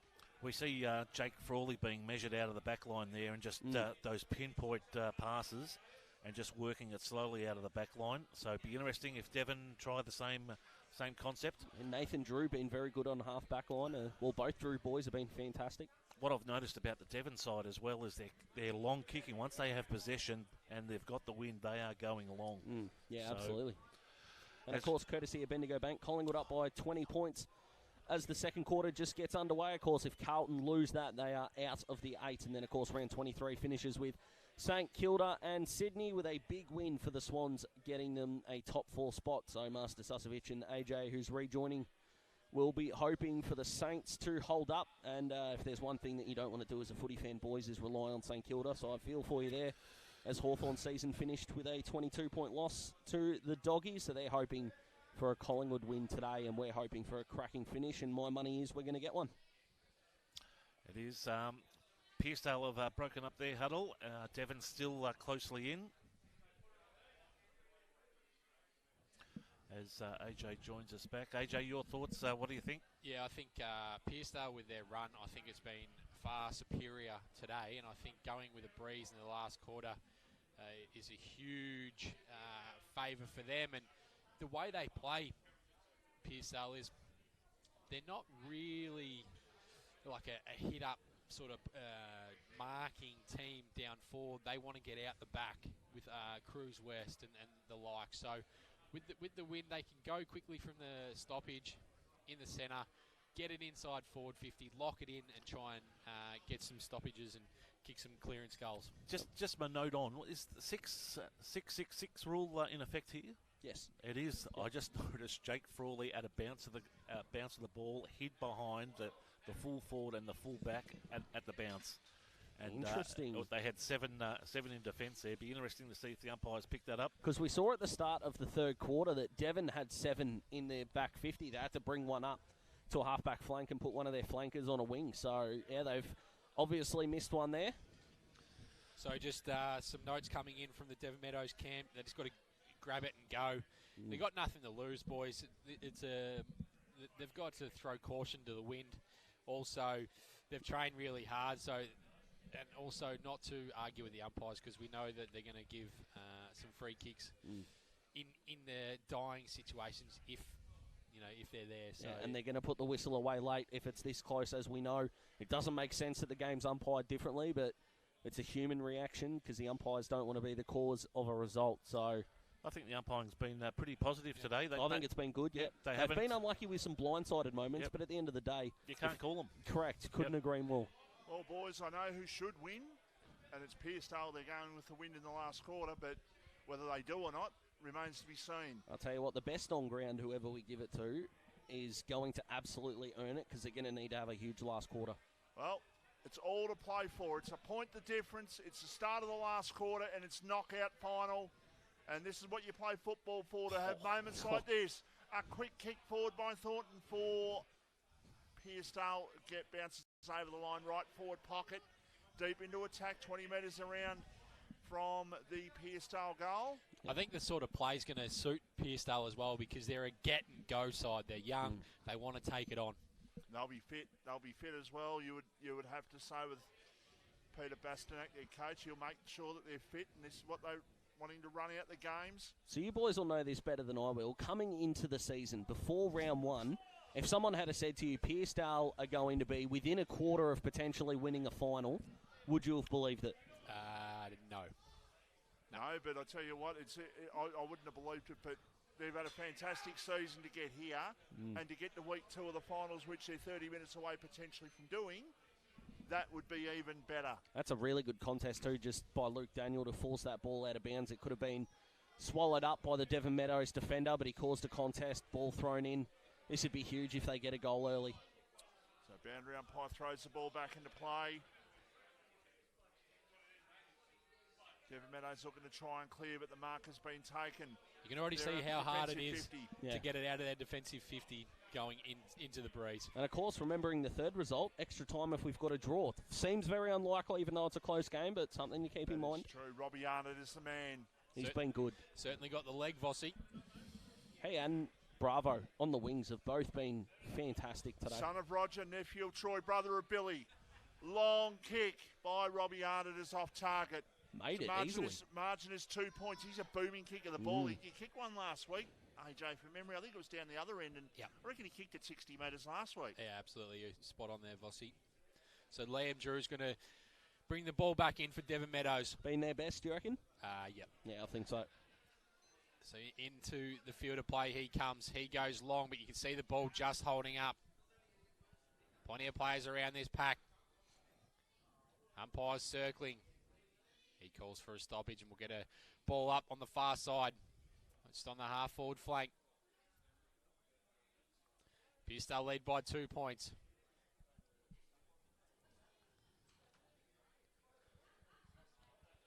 The more non-scoring there is, the more it benefits Devon Meadows, doesn't it? Yep. So Devon Meadows, they exit their stoppage. Who can run onto it here? Nick Battle. Looks like he's just started forward. Right Joel hands. Hillis through the middle. He tries to hit up Brandon White. That was good work from McGuinness. He comes at the ball. Great contest. Ball's out to Jones. He goes with a handball. Bit of a volleyball happening. Jordan Bastanak is out. If he can pick it up, he does. He's going to go forward. And it is out of bounds, and we'll get a throw in on the far half-forward flank, just outside the 50-metre line. I wasn't a big fan of Brandon White abandoning that contest once it didn't enter his arms. He wanted to get forward and get one out the back. It's not the way you need to play the game, not only in a final, but when you're against the wind. So ball's thrown in. Rory Hillis. He was tackled over to Plumridge. He goes back to go forward, but Big Hugh Jones just puts his body in the way. Good tackle there by the two Pearcedale players. The pressure's up here from the Dales. Thornton, he gets a quick kick inside forward 50. Cruz West, can he work some magic? Archie McGuinness. And he has put it. No, he kicked it into the player, it looked like. I think it came off the Devon Meadows defender's foot, but... So they are absolutely pressing here, Pearcedale. Devon Meadows breathing a sigh of relief there that was touched. If I'm Pearcedale, I am putting their players, because the ball's going to hang up in the air. They cannot let Devon escape from the goal square, run 10 to 15, and then kick the ball long. They need to suffocate them in their forward half, but they're just letting them escape with ease. So it's come out to Hayden Murphy. He plays on. He tries to get a few extra yards. He's gone up the line looking for Canal over the back. O'Toole and Jordan Bastanak. Great work from Jordan Bastanak there. Gets a quick kick going forward. Big contest with standing there is Liam Drew. He has been superb today, boys. He's been the general down there. Jamie Plumridge has the footy. Centre half back. He's going to go out wide. Looking for Nick Battle. That's a great kick running onto it. He wants to get back onto his left. He's going to go with a low ball looking for Brandon White. Jake McGuinness has given away a high free kick. Two of the best kicks you'll see, though. Jamie Plumridge, who hasn't had a good day by foot, it's got to be said, hitting up Nick Battle, and that was a dart. I don't think he can hit the distance here, boys, not with this wind. I'd be moving it on pretty quickly, because if this lands 4 metres short and gets punched over for a point, then this kick is essentially worthless. That was always going to happen, Daz. They need to be a bit smarter, the Pearcedale players, so it holds up in the wind. They just need to get it through. Quick kick. But it's gone through for a behind. There you go. 5.5 minutes in the last quarter here at Beardsworth Avenue in Chelsea. Hope you can stay with us right until the end, because you wouldn't want to go anywhere else at the moment because it is tight. They got an extra man. They're going to find them, I think. Short pass out of defence, Mark, taken by Jordan Bastanak. Got to be better than that, Devon Meadows. You've got to lock the ball in when you don't have the wind, and it's now 2 kicks later. Long kick down towards Cruz West. Couldn't take the mark. Ball on the ground. A high kick for Devon Meadows. That is just to get it and go. The ball is knocked back. It's taken by Ryan Bastanak. Then he dropped it. He wanted the free kick. The umpire said no. Groves with the kick for Devon Meadows down towards half forward. They're pushed in the back. Silly. And the free kick's going to go to Jake Frawley, who can steady things up. He was a warrior last week, Jake Frawley. He was fantastic, and now today he's just doing the job down there in defence, just being ever solid down there once again. Pearcedale got the opportunity here at half forward. Hand pass, and now a long That's a goal. kick, a goal. They have gone and just... I was about to say they've gone end to end, but no, the umpire was a bit late on the decision there, but it's a point. 8-12-60 Pearcedale, 8-9-57 Devon Meadows. Margin is 3 points. We've played 6.5, nearly 7 minutes in the last quarter. So McConnell over to Plumridge on the far side. This is good from Devon. That's good mark from Justin Kiss. He's been good too. He handballs it off to Nick Battle. They're going to go long looking for Brandon White, but that's not a great kick. Didn't favour him. Bargmata. Oh. Another behind. When you're in that situation, you've got the wind that's going that way and you're falling towards the boundary. Get the ball out. Settle again. Suffocate Pearcedale inside their forward half. Someone's trying to be a hero from Devon Meadows. It's not going to be an individual that takes a win here against the wind. It's going to be doing it as a team unit. So they've got to be better than that. You've got to be smarter. So Jake Frawley, he's going to kick it long. So the Amber Owls have definitely started here. Yeah. They've started to kick in front of us, boys. No Bundy. The Bundy's gone. They are out if they can run onto it here. I think it's going out. Tell you what, Archie McGuinness has probably just worked his way into the best on ground. Yeah, he's definitely in the conversation. Jordan Bastanak, I think, has been pretty good as well. Travis Bravo's been fantastic. Absolutely. Also. And then, of course, Liam Drew on the other end. So Nathan's been on the quiet, far side. but good. Ryan Bastanak, he's going to come into it in the last quarter. He goes looking for a kick, puts it out in front of Luke Daniel. Back out in front. Can he run around? He goes back onto his left. Scrubbing kick forward. Not a great hand pass. What's going to happen here? Devon Meadows under extreme pressure. Handball out. Hipworth. No. He's missed it. Wow, they had 2 extra from that handball. Pearcedale, it's neither team wants to win it yet, boys. This is extraordinary. It's going to take one of those special goals at what Luke Jennings kicked in the second quarter, boys. Might just take one of them to be the difference in this game. The amount of goals left in this game is becoming less and less by the minute. That's a good kick. And I think both sides know it too. 8-13-61 Pearcedale, 8-10-58 Devon Meadows. Kick towards halfback, marks taken by Hugh Jones. He's had some moments he'd rather forget, but the way he's used his body all day has been very good. High kick by the big fella Hugh Jones. The Devon Meadows defence just sat there and watched it. Now, quick kick. He wanted to play on them, but Ryan Bastanak can go back from 25 metres out directly in front and give Pearcedale a 9-point lead. Boys, I'm going to post something to you. Yep. We haven't seen too much of Hugh Jones before this year, but should he be talked about as one of the better ruckmen in the competition? Oh, it's a good question. There are plenty of good ruckmen. I think he has. Hang on. Bastanak. Yep. Put your glasses down. That's what you expect from good players. Puts it through for a goal. Every time we've seen him, he's been fantastic. He's been very good, but obviously you're talking about trying to overcome the guys like Tom Roberts, like Big Red, like Macklin Rain. Who have I missed? I'm guarantee I've missed one or two. I'm going out there and saying that he's going to probably be in that bracket in the next couple of years. So you're saying he's in the top 5? I think he is. He's been superb. I love it. Dark horse for maybe the ruckman of the team of the year. I don't think he'll quite make the team of the year with the other guys. Next year. Yeah, Dark horse for absolutely. next year. Yep. I like it. So 9 points is the margin. We've crossed 10 minutes in the last quarter of the elimination final.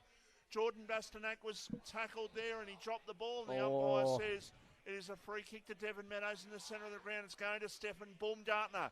He's got it. They've got to create something here, Devon. He goes for the kick towards half forward. Well, guess who? No mark was taken there by Hugh Jones. He should have taken that one. The ball on the ground. Kick off the ground towards attacking 50 here for Devon Meadows. That's Good a great tackle. Dangerous tackle. Yeah. Oh, no. Yes. It's gone the way I didn't think it was going to go. I thought it was going to be holding the ball, but not to be, says the umpire. It's a shot on goal here for Devon Meadows. Now, I don't want to generalise or stereotype anyone, but with the kicking against the wind, he's not the biggest boy, this lad. This is got to wonder if he's got the leg. That's a controversial decision. This is a tough kick. Even though it's only 40 metres out, but it's kicking right into the teeth of the wind. Pressure makes diamonds. Has the shot. It's not going to make it. They need a mark down there. They can't get it. Brandon White couldn't take the mark, so the ball over the line for a behind. So 8 points is the margin. So Devon Meadows have got about 15 minutes to turn this around, and they're doing it against the wind. So they've got to pull a rabbit out of you-know-where, AJ, at the moment, because Pearcedale got the wind. They've got scored the 1 goal only in this last quarter to Devon 0. One more for the Dales, and it's over. Anderson, that's a great handball to Here we Jordan go. Bastanak. Cruise west. He can just put the afterburners Great on. That's vision. a great vision over to Luke Daniel. Oh, Probably it had to should be have a got free something. kick. He gets back up. Can he put it through? He can! It's over. Here come the Dales. You can't teach footy IQ. You really can't. He went down and then he got back up. That was fantastic. And so did his opponent. But once he's picked it up, he knew he only had the step, and he's put it through. I tell you what, who's actually stepped up in this last quarter, and we know he's been out injured and he's worked his way back in, but Ryan Bastanak has been superb in this last quarter. Yeah, brilliant in this last term. I actually thought to myself when I saw him in half forward in the first couple of quarters that he was just saving himself for the big moments. Yeah, absolutely. There might be the need of traffic management in the main street of Pearcedale tonight. Absolutely. The security. The town will be rocking. Oh. A bit like there he goes again. Ryan Bastanak gets the clearance on his left going forward. And big Cruise West takes it. A bit like Swan Street in 2017, Sus, you reckon? Yep. This crowd is going to go absolutely nuts in front of us if this goes through, because if it wasn't over before, it will be if this goes through. Great hands, too. I'll tell you what, they'll need to go down to the local bottle shop and get as many Bundies as they can.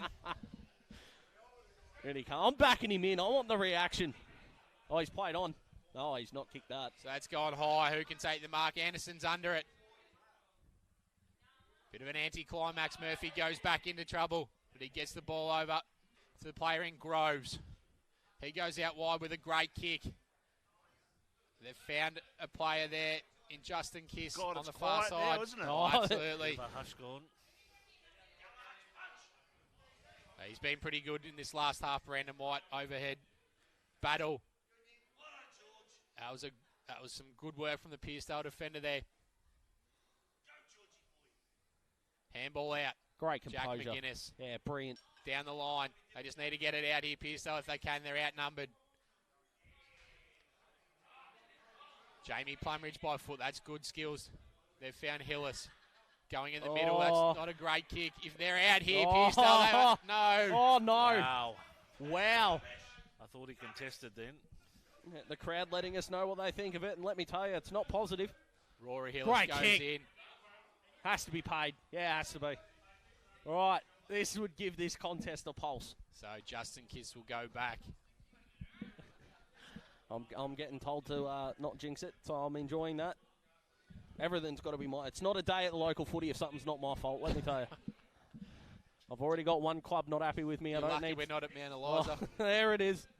And the ball goes in, and they can't As we score go around at all. As we go around the grounds for Bendigo Bank, Carlton have made a comeback. It is now 17-24 Collingwood. Don't suspect that game's going to be the highest of scoring, even though Carlton, they could have the first time ever they could have 2 active Coleman medalists, boys, and not make the finals in either year if they lose this game. Well, there's a stat for you. A good tackle there from Trav Bravo. For mine, he's been fantastic. He has been very, very good. I think he might be number one in my rankings. I think it's a toss-up between him and Archie McGuinness. Yep. Throw up by the umpire. Crossed 15 minutes in the last quarter. Margin 14 points. Pearcedale just about there. Devon Meadows have got to find something. They're capable of kicking quick goals, but Travis Barbo was fantastic then, but it kicked it into someone's head and it bounced straight up and it didn't go any distance. And he's ducked. Quick kick, looking for Baumgartner, Oh, but it's the taken top. away. A long kick forward inside. Daniel's out. No way! Daniel, a snap at goal! He's off target. This joint would have been rocking if that goes through. He's off target. He tried it.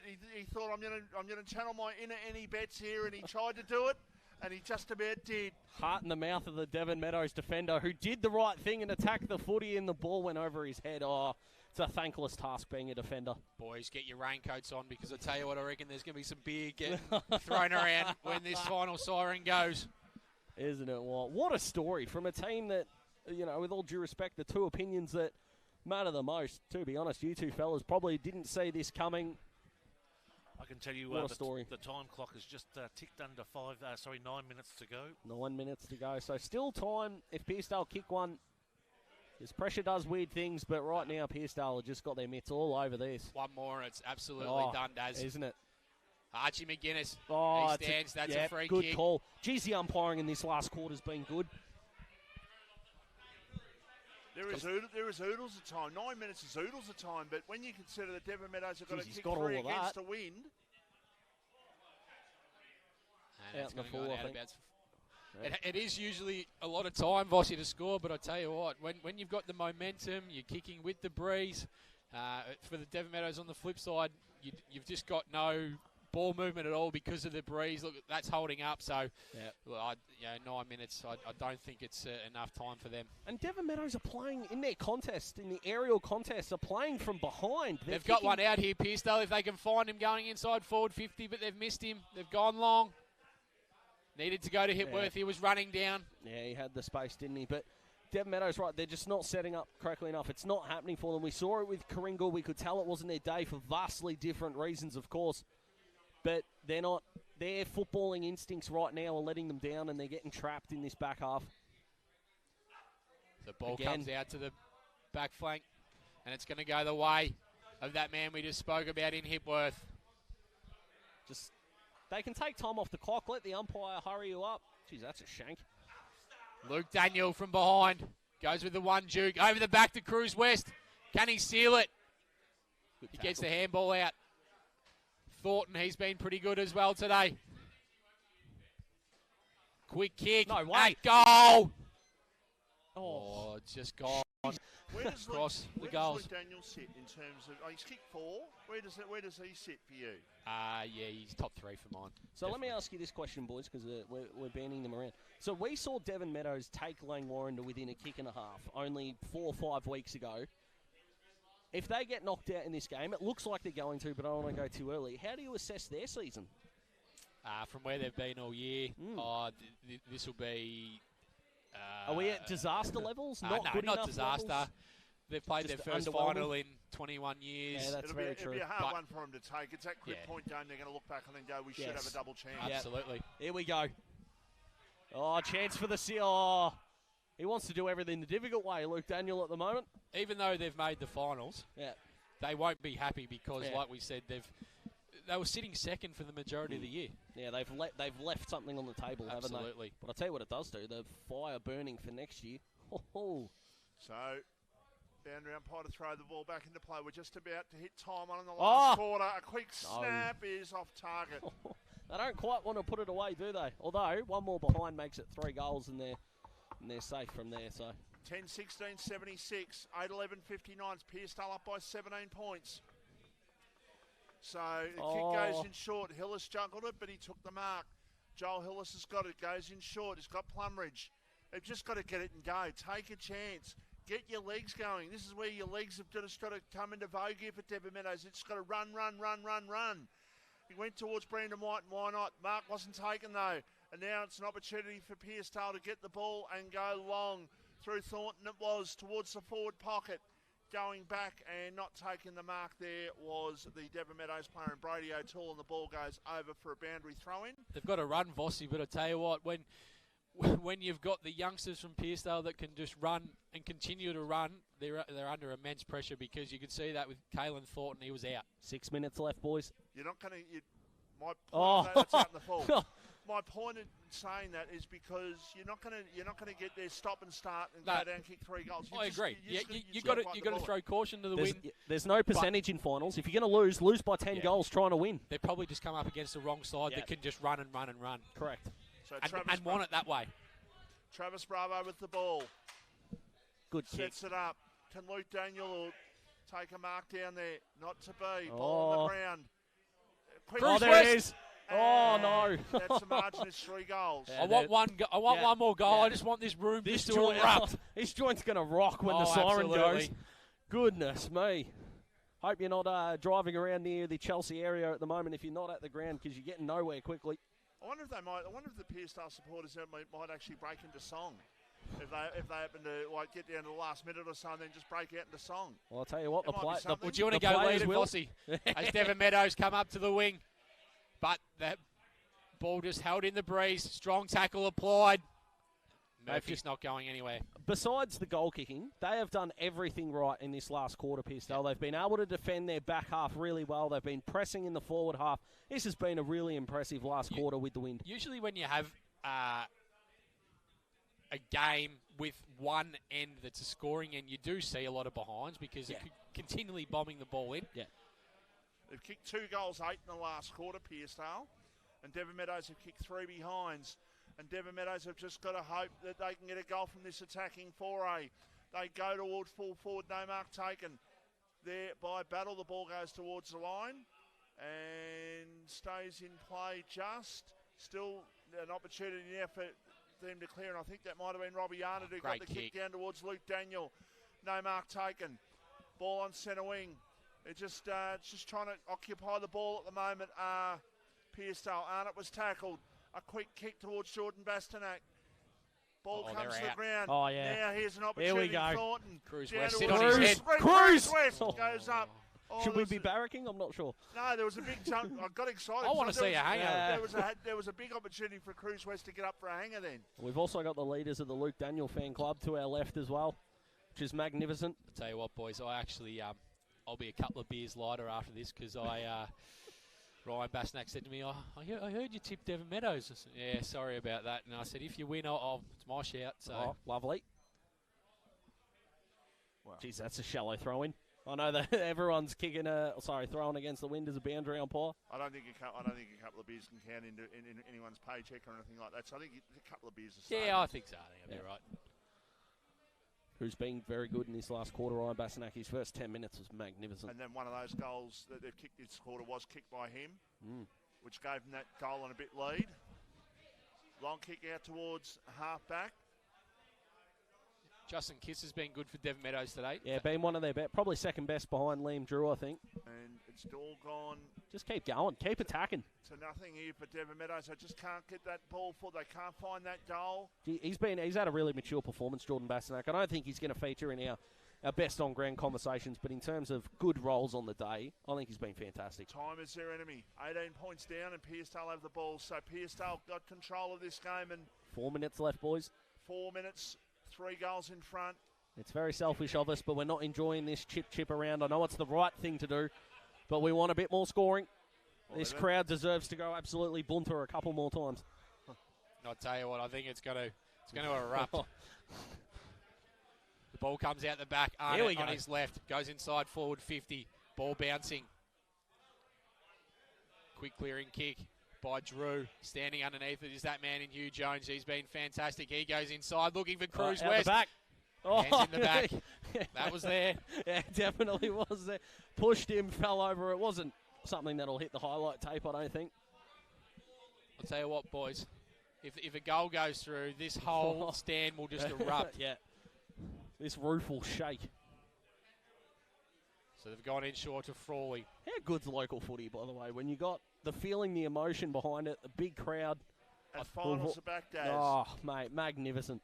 So Bassinak goes in short, found Thornton. I think it makes it even better that two sides haven't played finals for a decade. So Thornton, he goes inside forward 50. Out the back. Play over the backs. Mackenzie, what are they going to do? Rush it.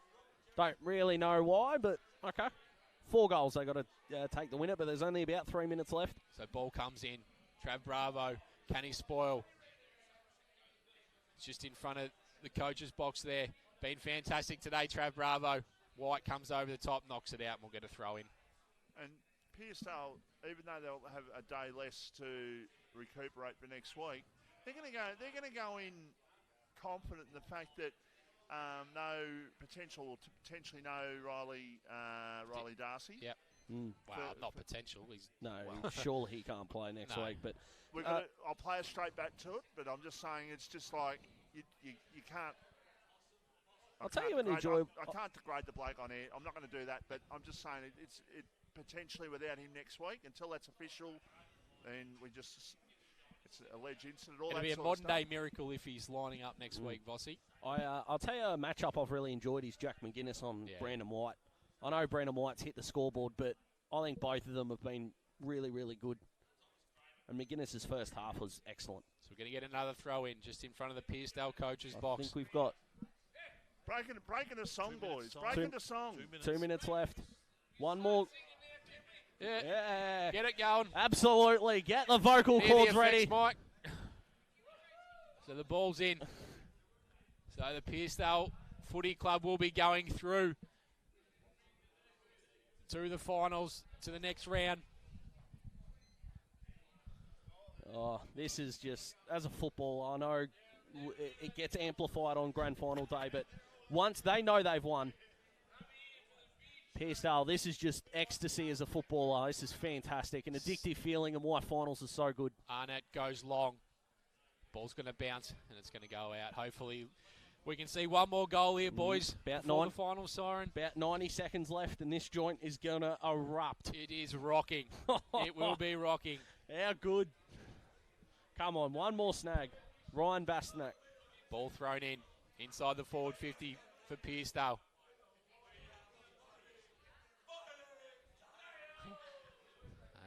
It's already started. McGuinness puts his head over it. Handball out. Jones, quick kick and goal! Yeah! And it's through! There it is! Oh, they're going off! Someone did a camera on the time, David. She's happier than anyone. Oh, the room's erupted. How good is this? 11-18-84, that's Pearcedale. 8-11-59, that's Devon Meadows. We've only got a minute left, boys.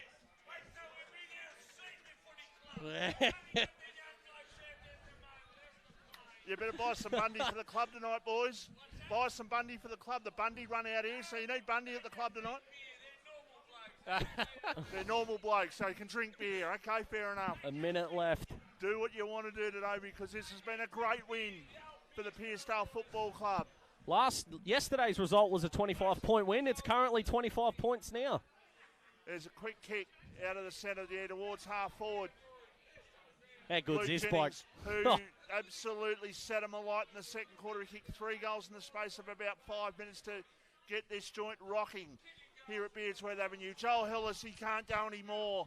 He's tried his guts out today, but he lost control of the ball. Now a high kick inside Pearcedale's attacking 50. Down towards the forward pocket. Could get one more. Could get one more. About 45 seconds left. 44 seconds left. Luke Jennings, get down there. Oh, absolutely. Yeah, no. Come on, Luke, with some urgency. Ryan Bastinak's walking. They know they're home, but one more just for the crowd.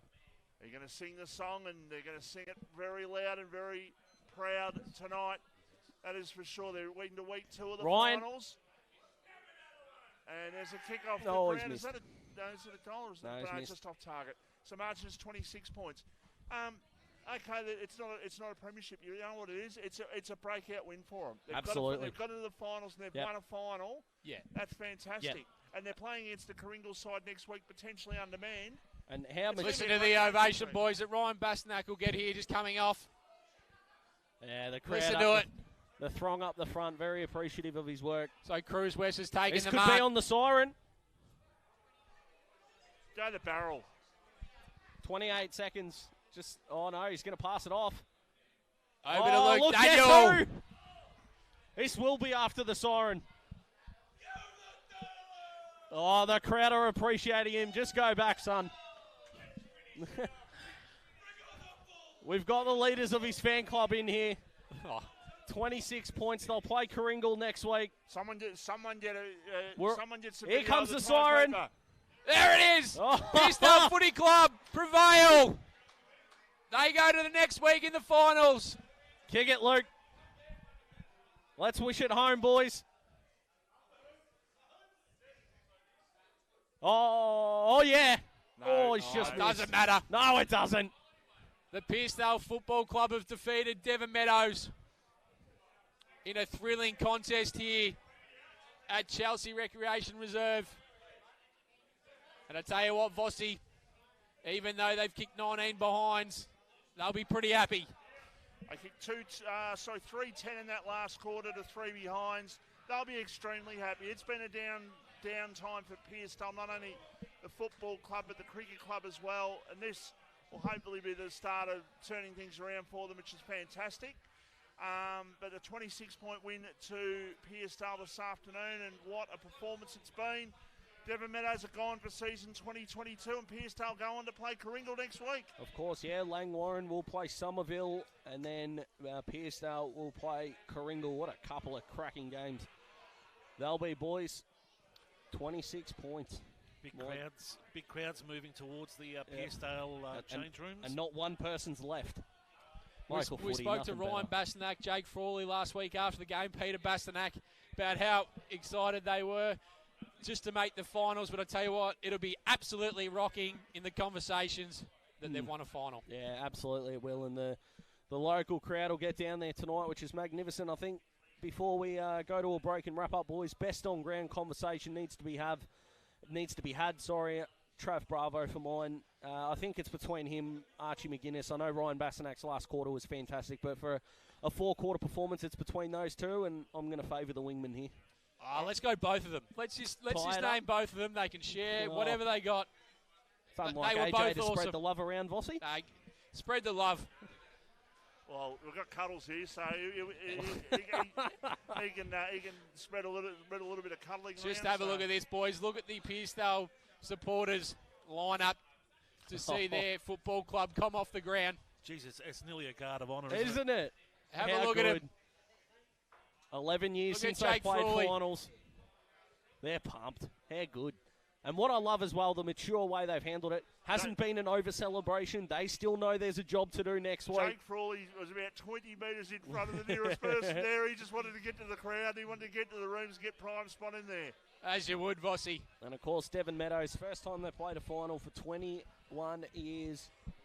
They'll be shattered. 27 points they've gone down by. A team to watch for next year. The Nick Battle incident was a turning point